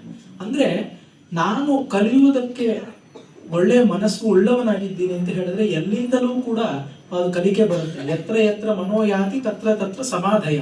ಯಾರಿಗೆ ವಿಜ್ಞಾತೆ ಪರಮಾತ್ಮನಿ ದೇಹಾಭಿಮಾನಿ ಗಣಿತೆ ವಿಜ್ಞಾತೆ ಪರಮಾತ್ಮನಿ ಎತ್ರ ಎತ್ರ ಮನೋಯಾತಿ ತತ್ರ ತತ್ರ ಸಮಾಧಯ ಅಂತ ಒಂದು ಶ್ಲೋಕವನ್ನ ಅದೇ ಕೃಷ್ಣಸ್ವಾಮಿ ಅಯ್ಯರವರ ಬಗ್ಗೆ ಬರೀತಾರೆ, ಹೇಳ್ತಾರೆ. ಡಿ ವಿ ಜಿ ಅವರು ಆ ರೀತಿ ಇಟ್ಕೊಂಡು ಎಷ್ಟು ಜನ, ಬಾಲ ಸರಸ್ವತಿ ಅಂತ ಒಬ್ಬರಿದ್ರು, ಅವರು ಮಹಾ ವಿದ್ವಾಂಸರು, ಆದ್ರೆ ಅಷ್ಟೇ ಒಂದು ಹ್ಯಾಪಜಾರ್ಡ್ ಲಿವಿಂಗ್ ಅಂತ ಹೇಳ್ತೀವಲ್ಲ, ಆ ಹೊತ್ತು ಕ್ಷಣಿಕ ಕಾಲಕ್ಕೆ ಹಿಂಗೋ ರೂಕ್ಷವಾಗಿ ಇದ್ಬಿಟ್ಟಿದ್ದವರು. ಅವ್ರ ಹತ್ರ ಕಲಿತ್ಕೊಂಡು ಎಷ್ಟನ್ನ ಜನ ಅವರು ಅಭ್ಯಾಸ ಮಾಡಿದ್ರು, ಇದೆಲ್ಲ ನಮಗೆ ಗೊತ್ತಾಗುತ್ತೆ. ಮತ್ತೆ ಇನ್ನು ಕೆಲವು ಬೇರೆ ರೀತಿಯ ಘಟನೆಗಳನ್ನ ನಾವು ನೋಡೋದಾದ್ರೆ, ಈ ಡಿ ವಿ ಜಿ ಅವರು ಒಂದು ಸಾಮಾಜಿಕ ಚಿತ್ರಣವನ್ನ ಗ್ರಹಿಸ್ತಾ ಇದ್ದದ ರೀತಿ ನೋಡಿ, ಕನ್ನಡ ಸಾಹಿತ್ಯ ಪರಿಷತ್ತನ್ನ ಕಟ್ಟಿ ಬೆಳೆಸಿದಂತಹ ಮಹನೀಯರು ಆದ್ಯರ ಪೈಕಿ ಡಿ ವಿ ಜಿ ಅವರು ಕೂಡ ಒಬ್ಬರು. ಅಲ್ಲಿ ಅವರು ಪರಿಷತ್ತಿನ ಕಟ್ಟಿ ಬೆಳೆಸುವಿಕೆಯಲ್ಲಿ ಒಂದು ಗುರು ಶಿಷ್ಯ ಪರಂಪರೆ ಕೆಲಸ ಮಾಡಿದೆ ಅಂತ ಹೇಳ್ತಾರೆ. ನಂಗಪುರಂ ವೆಂಕಟೇಶ್ ಅಯ್ಯಂಗಾರು, ಅವರ ಶಿಷ್ಯರು ಬೆಳ್ಳಾವೆ ವೆಂಕಟನಾರಾಯಣನವರು, ಬೆಳ್ಳಾವೆ ಅವರ ಶಿಷ್ಯರು ಬಿ ಎಂ ಶ್ರೀಯವರು, ಮತ್ತೆ ಈ ರೀತಿ ಬಿ ಎಂ ಶ್ರೀಕಂಠಯ್ಯನವ್ರ ಶಿಷ್ಯರು ಮತ್ತೆ ವೆಂಕಣ್ಣಯ್ಯನವರು, ಕೃಷ್ಣಶಾಸ್ತ್ರಿಗಳು, ಹೀಗೆ ಹೋಗುತ್ತೆ. ಒಂದು ಗುರು ಶಿಷ್ಯ ಪರಂಪರೆ ಅನುಸ್ಯೂತವಾಗಿ ಬೆಳೆಸಿದೆ ಅಂತ ಹೇಳ್ತಾರೆ. ಮತ್ತೆ ಅವರು ಬೆಳ್ಳಾವೆ ಅವ್ರ ಬಗ್ಗೆನೆ ಬರೀತಾ, ಯಾವುದೇ ಒಂದು ಸಂಸ್ಥೆ ಕೆಲಸ ಮಾಡಬೇಕು, ಹೆಚ್ಚು ಕಾಲ ಉಳಿಬೇಕು ಅಂತ ಹೇಳಿದ್ರೆ ಅದಕ್ಕೆ ಆಧಾರ ಸ್ತಂಭವಾಗಿ ಒಬ್ಬ ವ್ಯಕ್ತಿ ತನ್ನ ಸರ್ವಸ್ವವನ್ನು ಸಮರ್ಪಿಸಿಕೊಂಡು ಇರಬೇಕು, ಅಂಥವ್ರು ಬೆಳ್ಳಾವೆ ಅವರು ಅಂತ ಬರೀತಾರೆ. ಸ್ವಯಂ ಸಂಸ್ಥೆಗಳನ್ನ ಕಟ್ಟಿ ಬೆಳೆಸಿ ಎಷ್ಟೋ ಕಮಿಟಿಗಳಲ್ಲಿ ಇದ್ದು ಕೈ ಸುಟ್ಕೊಂಡು ಬೆರಳು ಸುಟ್ಕೊಂಡಿದ್ದಲ್ಲ, ಹೃದಯನೇ ಸುಟ್ಕೊಳ್ಳುವಷ್ಟು ಮಟ್ಟಕ್ಕೆ ತಮ್ಮನ್ನು ತಾವು ತೆತ್ತುಕೊಂಡಿದ್ದಂಥವರಿಗೆ ಆ ಒಂದು ವ್ಯಕ್ತಿಸತ್ವದ ಅನುಭವ ಆಗುತ್ತೆ. ಮತ್ತೆ ನೋಡಿ, ಡಿ ವಿ ಜಿ ಅವರು ಬರೀ ಬಹಳ ದೊಡ್ಡ ದೊಡ್ಡ ವಿಚಾರಗಳಿಗೆ ತೆತ್ಕೊಂಡವರಲ್ಲ, ಅವರು ವಿನೋದಶೀಲತೆ ಎಷ್ಟಿತ್ತು. ಈ ಸಂಸ್ಥೆಗಳಲ್ಲೇ ಇರುವಂತದ್ದು ಸಮಿತಿಗಳು, ಆ ಸಮಿತಿ ಒಳಗಡೆ ಉಪಸಮಿತಿಗಳು, ಆ ಉಪಸಮಿತಿಗಳಲ್ಲಿ ಎಷ್ಟೋ ಠರಾವುಗಳು ಮಂಡಿತವಾಗ್ತಾ ಇರುತ್ತೆ. ಒಂದು ಅದೇ ಕನ್ನಡ ಸಾಹಿತ್ಯ ಪರಿಷತ್ ಬಗ್ಗೆ ಬರೀತಾರೆ ನೋಡಿ, ಕಾಖಾಘ ಶಾಸ್ತ್ರಿಗಳು ಮೃತಪಟ್ಟಿದ್ದಕ್ಕಾಗಿ ಈ ಸಮಿತಿ ಸಂತಾಪ ಪಟ್ಟಿದೆ ಅಂತ ಬರೀತಾರೆ. ಬರಿತೀವಲ್ಲ ಮಿನಿಟ್ಸ್ ಆಫ್ ದ ಮೀಟಿಂಗ್ ನಲ್ಲಿ ಯಾರಾದ್ರೂ ಒಬ್ರು ಮೃತರಾದ್ರೆ ಅಥವಾ ಏನಾದ್ರು ಆದ್ರೆ ಅವ್ರ ಬಗ್ಗೆ ಇಟ್ ಇಸ್ ರೆಕಾರ್ಡೆಡ್, ಅದನ್ನ ಹೇಳ್ತಾರೆ. ಇದ್ರ ಮೇಲೆ ಚರ್ಚೆಗಳು ಹೇಗ್ ಬೆಳೆದು ಡಿ ವಿ ಜಿ ಬರೀತಾರೆ. ಮೃತಪಟ್ಟಿದ್ದಕ್ಕಾಗಿ ಅಂತ ಒಂದು ಪದ ಪ್ರಯೋಗ ಇದೆ, ಇದು ಸರಿಯೋ? ಮೊದಲೇ ಅಲ್ಲೆಲ್ಲ ಸೇರುವಂತದ್ದು ವಿದ್ವಾಂಸೋ ಬ್ರಹ್ಮರಾಕ್ಷಸ ಅಂತ ವಾಲ್ಮೀಕಿ ಮುನಿಗಳ ತೀರ್ಮಾನ. ಈಗ ಬರೀತಾರೆ ಮೃತಪಟ್ಟಿದ್ದು ಇದಲ್ಲ, ನಿಧನರಾದುದಕ್ಕಾಗಿ ಅಂತ ತಿದ್ದಬೇಕು. ಇನ್ನೊಬ್ರು ಮರಣ ಹೊಂದಿದ್ದಕ್ಕಾಗಿ ಅಂದ್ರೆ ಹೇಗಿರುತ್ತೆ? ಕಾಲಾಧೀನರಾದದ್ದಕ್ಕಾಗಿ, ದೈವಾಧೀನರಾದದ್ದಕ್ಕಾಗಿ, ಇನ್ನೊಬ್ರು ಯಾರು ಹೇಳದಂತೆ ಸ್ವರ್ಗಸ್ಥರಾದದ್ದಕ್ಕಾಗಿ. ಸರಿ, ಇದು ಒಂದು ಹಂತಕ್ಕೆ ಬಂತು, ಸ್ವರ್ಗಸ್ಥರಾಗಿ ಬರೆದು ಅದನ್ನ ತಿದ್ಬಿಡೋಣ ಅಂತ ಹೇಳಿದ್ರೆ ಇನ್ನೊಬ್ರು ಮತ್ತೆ ಕೇಳದ್ರಂತೆ, ಅಲ್ಲ ನೀವು ಸ್ವರ್ಗಸ್ಥರಾದ್ರೆ ಸಂತಾಪ ಯಾಕೆ ಪಡಬೇಕು? ಸ್ವರ್ಗಸ್ಥರಾದ್ರೆ ಸಂತೋಷವಲ್ವೇ ಪಡಬೇಕಾದದ್ದು? ಈ ಚರ್ಚೆಯಿಂದ ಯಾರಿಗೆ ಏನ್ ಪ್ರಯೋಜನ ಇಲ್ಲ? ಇದಾದ್ಮೇಲೆ ಸ್ವರ್ಗಸ್ಥರಾದದ್ದು ಸರಿಯಷ್ಟೇ? ಈ ರೀತಿ ಅಂದ್ರೆ ಅದು it can be even rhetorical question. ಅಂದ್ರೆ ಅವರು ಸಭೆ ಸಮಿತಿಗಳಲ್ಲಿ ಎಷ್ಟು ಗೇಲಿ ಮಾಡ್ತಾ ಇದ್ರು, ಅದರಿಂದ ಆಗುವಂತಹ ಒಳಿತುಗಳನ್ನ ಅವ್ರು ಗುರುತು ಹಾಕುತ್ತವೆ. ಇದರಿಂದ ಆ ಸತ್ತು ವ್ಯಕ್ತಿ ಏನು ವಾಪಸ್ ಬರೋದಿಲ್ಲ, ಸಮಯ ಹಾನಿ ಅಷ್ಟೇ. ಮತ್ತೆ ನೋಡಿ, ಇದೇ ರೀತಿ ವಿಶ್ವೇಶ್ವರಯ್ಯನವರು ಮಹರ್ಷಿ ಕಲ್ಪರು ಅಂತ ಕೊಂಡಾಡಿದ್ದಾರೆ. ಅವರು ಬ್ರೈನ್ ಚೈಲ್ಡ್ ಒಂದು ಎಕನಾಮಿಕ್ ಕಾನ್ಫರೆನ್ಸ್ ಅಂತ. ಡಿ ವಿ ಜಿ ಅವರು ಅದನ್ನ ಎಷ್ಟು ಗೇಲಿ ಮಾಡಿದ್ದಾರೆ ಅಂತ ಹೇಳಿದ್ರೆ, ವಿಶ್ವೇಶ್ವರಯ್ಯನವರು ಪಾಪ ಮಹಾನ್ ಅವರು ಅರಗಿಸ್ಕೊಂಡ್ರು ಅಂತ. ಆ ಕಮಿಟಿಗಳಲ್ಲಿ ಮೀಟಿಂಗ್ ಆಗ್ತಾ ಇದ್ದಂತಹ ವಿಧಾನ, ಮೀಟಿಂಗ್ ಅಂತ ಹೇಳಿದ್ರೆ ಅದಕ್ಕೆ ಪ್ರಯಾರಿಟಿಯ meeting, there is always eating. ಹೀಗಾಗಿ ಆ ಭೋಜನ ಕೂಟಗಳು ಹೇಗೆ ನಡೀತಾ ಇತ್ತು, ಅಲ್ಲಿ ಯಾವ ಪದಾರ್ಥಗಳು ಇರ್ತಿದ್ವು, ಕ್ಯಾಟಗರೀಸ್, ಈ ತರ ನಾವು ಒಂದು ಪದಾರ್ಥಗಳು ನೀವು ಏನೇನು ತಿಂದ್ರಿ, ಮೆನ್ಯೂ ಏನಿತ್ತು ಅಂದ್ರೆ ತುಂಬಾ ಚೆನ್ನಾಗಿತ್ತು, ಜಾಮೂನ್ ಇತ್ತು, ಬಿಸಿಬೇಳೆ ಬಾತ್ ಇತ್ತು, ಮೊಸರನ್ನ ಇತ್ತು, ಇಷ್ಟೇ. ಡಿ ವಿ ಜಿ ಅವ್ರು ಇಷ್ಟು ಪದಾರ್ಥ ಅಲ್ಲ, ಅದನ್ನ ಫರ್ದರ್ ಕ್ಲಾಸಿಫೈ ಮಾಡ್ತಾರೆ. ಬೆಂದದ್ದು ಏನೇನು, ಅದ್ರಲ್ಲಿ ಮತ್ತೆ ಸಪ್ಪೆ, ಗುಗ್ಗುರಿ ಇತ್ಯಾದಿ, ಅದ್ರಲ್ಲಿ ಮತ್ತೆ ಸಿಹಿ, ದೊಬ್ಬುರುಟು ಇತ್ಯಾದಿ. ಆಮೇಲೆ ಕರೆದದ್ದಷ್ಟೇ ಅಲ್ಲ, ಹುರಿದದ್ದು ಏನು, ಗೋಡಂಬಿ, ಬಾದಾಮಿ ಇತ್ಯಾದಿ. ಹುರಿದದ್ದು ಮಾತ್ರ ಅಲ್ಲ ಅಷ್ಟೇ, ಅರ್ಧದ್ದು ಬಾದಾಮಿ ಹಲ್ವಾ ಇತ್ಯಾದಿ. ಆಮೇಲೆ ಏನು, ಇನ್ನೇನು ಉಳ್ಕೊಂಡಿದೆ, ಹಸಿಯದು ಕೋಸಂಬರಿ, ಎಳನೀರು ಇತ್ಯಾದಿ. ಇನ್ನೇನು, ಎಳನೀರು ಬಂದಿದೆ, ಆದ್ರೆ ಎಳನೀರು ನೈಸರ್ಗಿಕವಾದದ್ದು, ನಾವು ಸಂಸ್ಕಾರಗೊಳಿಸಿ, ಹದಗೊಳಿಸಿ, ಭಾವನೆಗೊಳಿಸಿ ಮಾಡಿದಂತಹ ಪಾನಕಗಳು, ಟೀ, ಕಾಫಿ ಇತ್ಯಾದಿ. ಇನ್ನ ಬೀಡ, ಚಿಟ್ಟ ಇತ್ಯಾದಿ. ಇಷ್ಟೆಲ್ಲ ಇದ್ರೆ ಕಮಿಟಿಯಿಂದ ನಿಜವಾಗ್ಲೂ ಮೀಟಿಂಗ್ ಆಗುತ್ತಾ?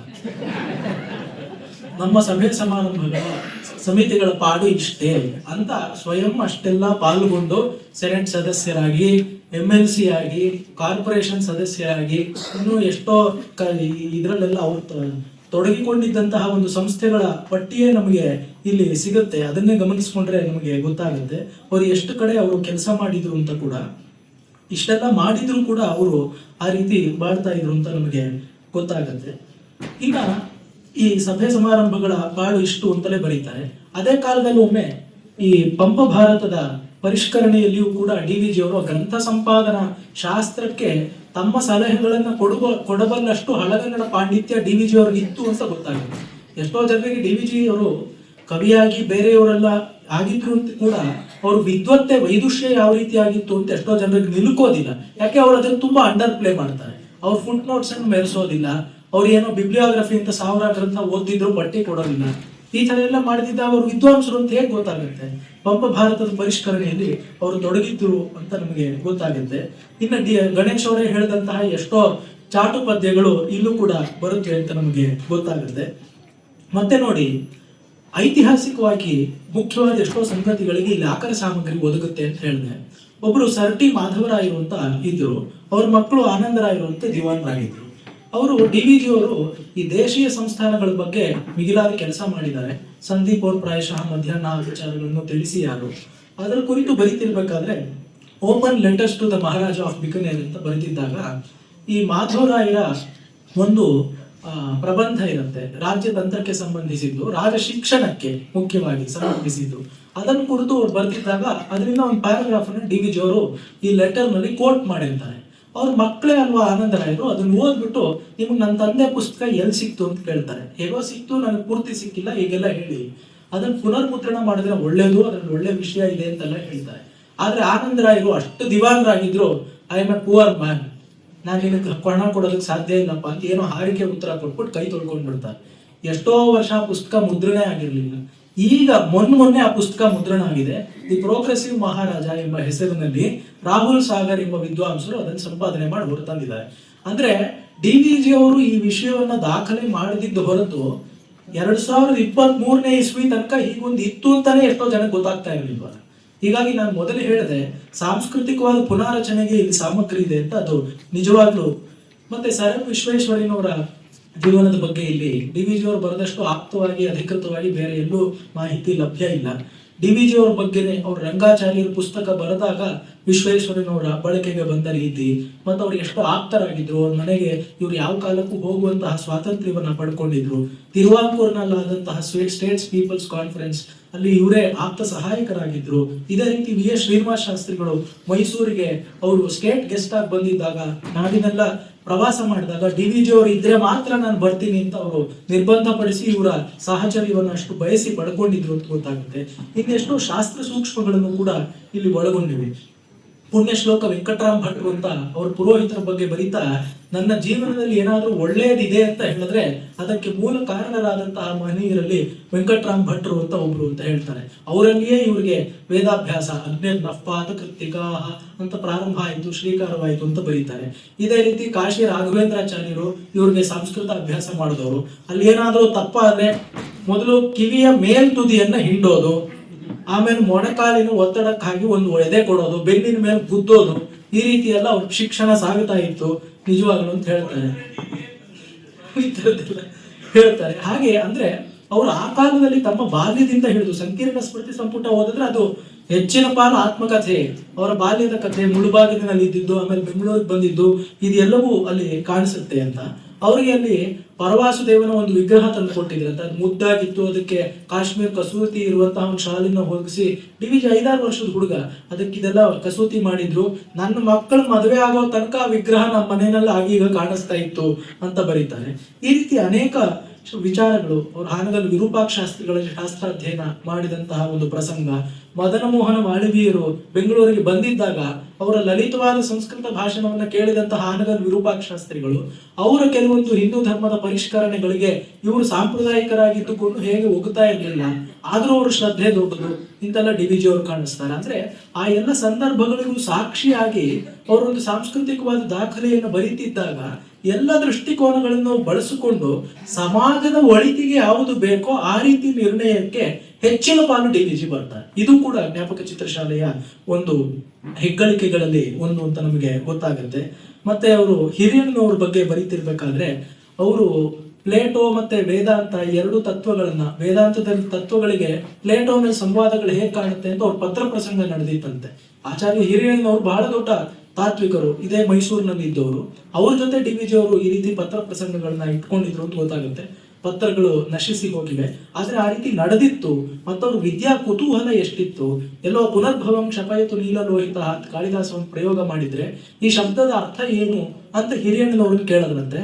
ಅವರೊಂದು ನೋಟ್ ಬುಕ್ ನಲ್ಲಿ ಅದ್ರ ಬಗ್ಗೆ ಎಷ್ಟೋ ಪುಟಗಳಷ್ಟು ಮಾಡ್ಕೊಂಡಿದ್ದ ಟಿಪ್ಪಣಿಗಳನ್ನು ತೋರಿಸಿದ್ರು ಅಂತ ಹೇಳ್ತಾರೆ. ಅಂದ್ರೆ ಅವ್ರು ಇಲ್ಲಿ ಬೇಕಾಗಿರೋದು ಹಿರಿಯಣ್ಣನವ್ರ ಚಿತ್ರಣ, ಆದ್ರೆ ನಮಗೆ ಡಿ.ವಿ.ಜಿ ಅವರ ಚಿತ್ರಣವೂ ಇಲ್ಲಿ ಕಾಣುತ್ತೆ ಅಂತ. ಅವರು ನಾನು ಬಂಡಿ ರಸೂಲ್ ಖಾನ್ ಅವ್ರ ಬಗ್ಗೆ ಹೇಳಿದೆ. ಅವ್ರು ನೋಡಿ ಈ ಹುಡುಗ ಚೆನ್ನಾಗಿ ಓದ್ತಾನೆ ಅಂತ ಗೊತ್ತಾದಾಗ ಆ ಬಂಡಿ ಇಟ್ಕೊಂಡಿದ್ದಂತಹ ಮಹನೀಯರು ಪಾಪ ಇವ್ನು ಓದ್ಲೇಬೇಕು, ನಿಲ್ಲಿಸಬಾರ್ದು ಅಂತ ನಾನು ಕಂಟೋನ್ಮೆಂಟ್ ರೈಲ್ವೆ ಸ್ಟೇಷನ್ ತನಕ ಕರ್ಕೊಂಡು ಬಂದು ಇವನನ್ನ ಬಿಡ್ತೀನಿ ಅಂತ ಹೇಳಿ ಬಂಡಿಲ್ ಕೂಡಿಸ್ಕೊಂಡು ಬಿಡ್ತಾರಂತೆ. ಅಪ್ರಸಿದ್ಧ ಕವಿತ್ವ ಹೇಗೆಲ್ಲ ಅದು ಬಹಳ ಮೆರುಗಿನಿಂದ ಸಾಗ್ತಾ ಇತ್ತು, ಹೀಗೆಲ್ಲ ಬರೀತಾರೆ. ಮತ್ತೆ ಅವರ ಅಂತರಂಗದಲ್ಲಿ ಬಹಳ ವಿರಕ್ತರಾಗಿದ್ದ ಕಾರಣ ಅವ್ರಿಗೆ ಸಂತರು, ಅವಧೂತರು ಇವ್ರ ಬಗ್ಗೆ ಎಲ್ಲ ಮಿಗಿಲಾದ ತಾತ್ಪರ್ಯ ಇರುತ್ತೆ. ಹಕ್ಕಿಯ ಪಯಣ ಅಂತ ಪುಸ್ತಕನೇ ಇದೆ, ಬಹಳ ಅದ್ಭುತವಾದದ್ದು. ಅಲ್ಲಿ ಗೊತ್ತಾಗುತ್ತೆ ಅವ್ರ ಭಾವರ ಜೊತೆ ಹೋಗ್ತಾರಂತೆ. ಎಲ್ಲಿ ಎಲ್ಲಿ ತೋರಣ ಅಲ್ಲಿ ಎಲ್ಲಿ ಹೂರಣ ಅಂತ ಹೇಳ್ಕೊಂಡು ಜೈ ಪರಮೇಶ್ವರ ಅಂತ ಹೋಗ್ತಾ ಇರ್ತಾರಂತೆ. ಸರಿ, ಬಾ ಅಲ್ಲಿಗೆ ಹೋಗೋಣ, ನಡಿ ಅಲ್ಲಿಗೆ ಹೋಗೋಣ ಅಂತ ಇವ್ರ ಘೋಷವಾಕ್ಯ. ಯಾರೆಲ್ಲಾದ್ರೂ ಹೋಗ್ತಿರ್ಬೇಕಾದ್ರೆ ಒಂದು ಸ್ಲೋಗನ್ ಬೇಕಲ್ಲ, ಅವರೇ ಬರ್ದಿದ್ದಾರೆ. ಭಾಷಣಗಳಲ್ಲಿಯೂ ಘೋಷಣೆಗಳಲ್ಲಿಯೂ ವಿಶ್ವೇಶ್ವರಯ್ಯನವರಿಗೆ ತಾತ್ಪರ್ಯ ಇತ್ತು ಅಂತ ಗೇರಿ ಮಾಡಿದ್ದಾರೆ, ಇವರು ಸ್ಲೋಗನ್ ಇಟ್ಕೊಂಡಿದ್ರು. ಈ ರೀತಿ ಎಲ್ಲ ನಮಗ್ ಗೊತ್ತಾಗುತ್ತೆ. ಒಟ್ಟಿನಲ್ಲಿ ತಾತ್ಪರ್ಯವಾಗಿ ಅವರಿಗೆ ಈ ದೃಷ್ಟಿಕೋನ ಎಷ್ಟು ಚೆನ್ನಾಗಿತ್ತು ಅಂತ ನಮಗೆ ಗೊತ್ತಾಗುತ್ತೆ. ಈ ಜ್ಞಾಪಕ ಚಿತ್ರಶಾಲೆಯನ್ನ ಓದೋದರ ಮೂಲಕ ಡಿ.ವಿ.ಜಿ ಅವರ ಒಂದು ಆಂತರಂಗಿಕವಾದ ಉನ್ನತಿ ನಮಗೆ ಗೊತ್ತಾಗುತ್ತೆ. ಮತ್ತೆ ಯಾವುದೇ ಒಂದು ಒಳ್ಳೆಯ ಸಾಹಿತ್ಯ, ಆ ವಾಕ್ಯವನ್ನೇ ನಾನು ಮತ್ತೆ ಓದಿ, ಮೊದಲನೇ ವಾಕ್ಯವನ್ನೇ ನಾನು ಮತ್ತೆ ಓದಿ ಈ ಭಾಷಣವನ್ನ ಉಪಸಂಹಾರ ಮಾಡ್ತೀನಿ. ಪ್ರಾಯಶಃ ನನ್ನ ಒಡಕು ಮಾತುಗಳಿಗಿಂತ ಅವರು ಡಿ.ವಿ.ಜಿ ಅವರ ಮಾತನ್ನೇ ನಾವು ಓದೋಣ. ಎರಡು ಮಾತುಗಳನ್ನ ಮತ್ತೆ ಸ್ಮರಿಸಿಕೊಂಡು ಈ ಭಾಷಣವನ್ನ ನಿಲ್ಲಿಸಬಹುದು. ಅನುಭವ ಪರೀಕ್ಷೆಯ ಮೂಲಕ ಉತ್ಪನ್ನವಾಗುವ ಯುಕ್ತಾಯುಕ್ತ ವಿವೇಕವು ನಮ್ಮ ಮುಂದಿನ ಪ್ರಯಾಣಕ್ಕೆ ಕೈದೀವಿಗೆಯಾಗುತ್ತದೆ. ವ್ಯಕ್ತಿ ಚರಿತ್ರೆಗೆ ಬೇಕಾದದ್ದು ಶೀಲ ನಿದರ್ಶಕವಾದ ಘಟನೆಗಳು. ನೆಲದ ಅಂತರಾಳದ ಊಟ ಚಿಲುಮೆಗಳು ಹೇಗೋ ಮನುಷ್ಯ ಸಮಾಜದಲ್ಲಿಯೂ ಸಾಮಾನ್ಯ ಜನವರ್ಗದವರ ಒಳ್ಳೆಯತನ, ಸ್ನೇಹ, ಸೌಹಾರ್ದಗಳು ಸಮಾಜಕ್ಕೆ ಹಾಗೆ. ಬಹುಶಃ ಎಲ್ಲ ಜೀವನ ಕ್ಷೇತ್ರಗಳಲ್ಲಿಯೂ ಮಹಾರ್ಹವಾದದ್ದನ್ನು ಒದಗಿಸತಕ್ಕದ್ದು ವೈಯಕ್ತಿಕ ಸತ್ವ. ಒಬ್ಬನೊಬ್ಬ ಸತ್ವ ವರಪ್ರಸಾದಿಯ ಜನಾನುಗ್ರಹ ಬುದ್ಧಿ. ಈ ಜನಾನುಗ್ರಹ ಬುದ್ಧಿಯನ್ನ ಡಿ.ವಿ.ಜಿ ಅಂತಹ ಸತ್ವಗುಣ ಸಂಪನ್ನರು ಒದಗಿಸಿಕೊಂಡದ್ದು ಒಂದು ಉತ್ಸವವಾಗಿ, ಒಂದು ಮೆರವಣಿಗೆಯಾಗಿ ಸುಮಾರು 2500 ಪುಟಗಳಷ್ಟು ಮಿಗಿಲಾದ ಬಹಳ ಒಳ್ಳೆಯ ರಸಸ್ಯಂದಿಯಾದ ಸಾಹಿತ್ಯ ನಮ್ಮ ಮುಂದೆ ಇದೆ. ನಾವೆಲ್ಲರೂ ಕೂಡ ಅದನ್ನು ಓದಿ ನಿಜಕ್ಕೂ ವಿದ್ಯಾರಣ್ಯರ ಬಗ್ಗೆ ಹೇಳ್ತಾರಲ್ಲ, ಗಣೇಶ್ ಅವ್ರ ವಾಕ್ಯವನ್ನು ಓದೋದು ಅಲ್ಲಿ ಕೊನೆಗೆ ಬರೀತಾರೆ, ಆ ಪಾವನವಾದ ಸರಸ್ಸಿನಲ್ಲಿ ನಮ್ಮನ್ನು ನಾವು ತೊಳೆದುಕೊಳ್ಳೋಣ ಅಂತ ಬರೀತಾರೆ. ನಾವು ಹಾಗೆ ಮಾಡಿಕೊಳ್ಳೋಣ. ನಮಸ್ಕಾರ.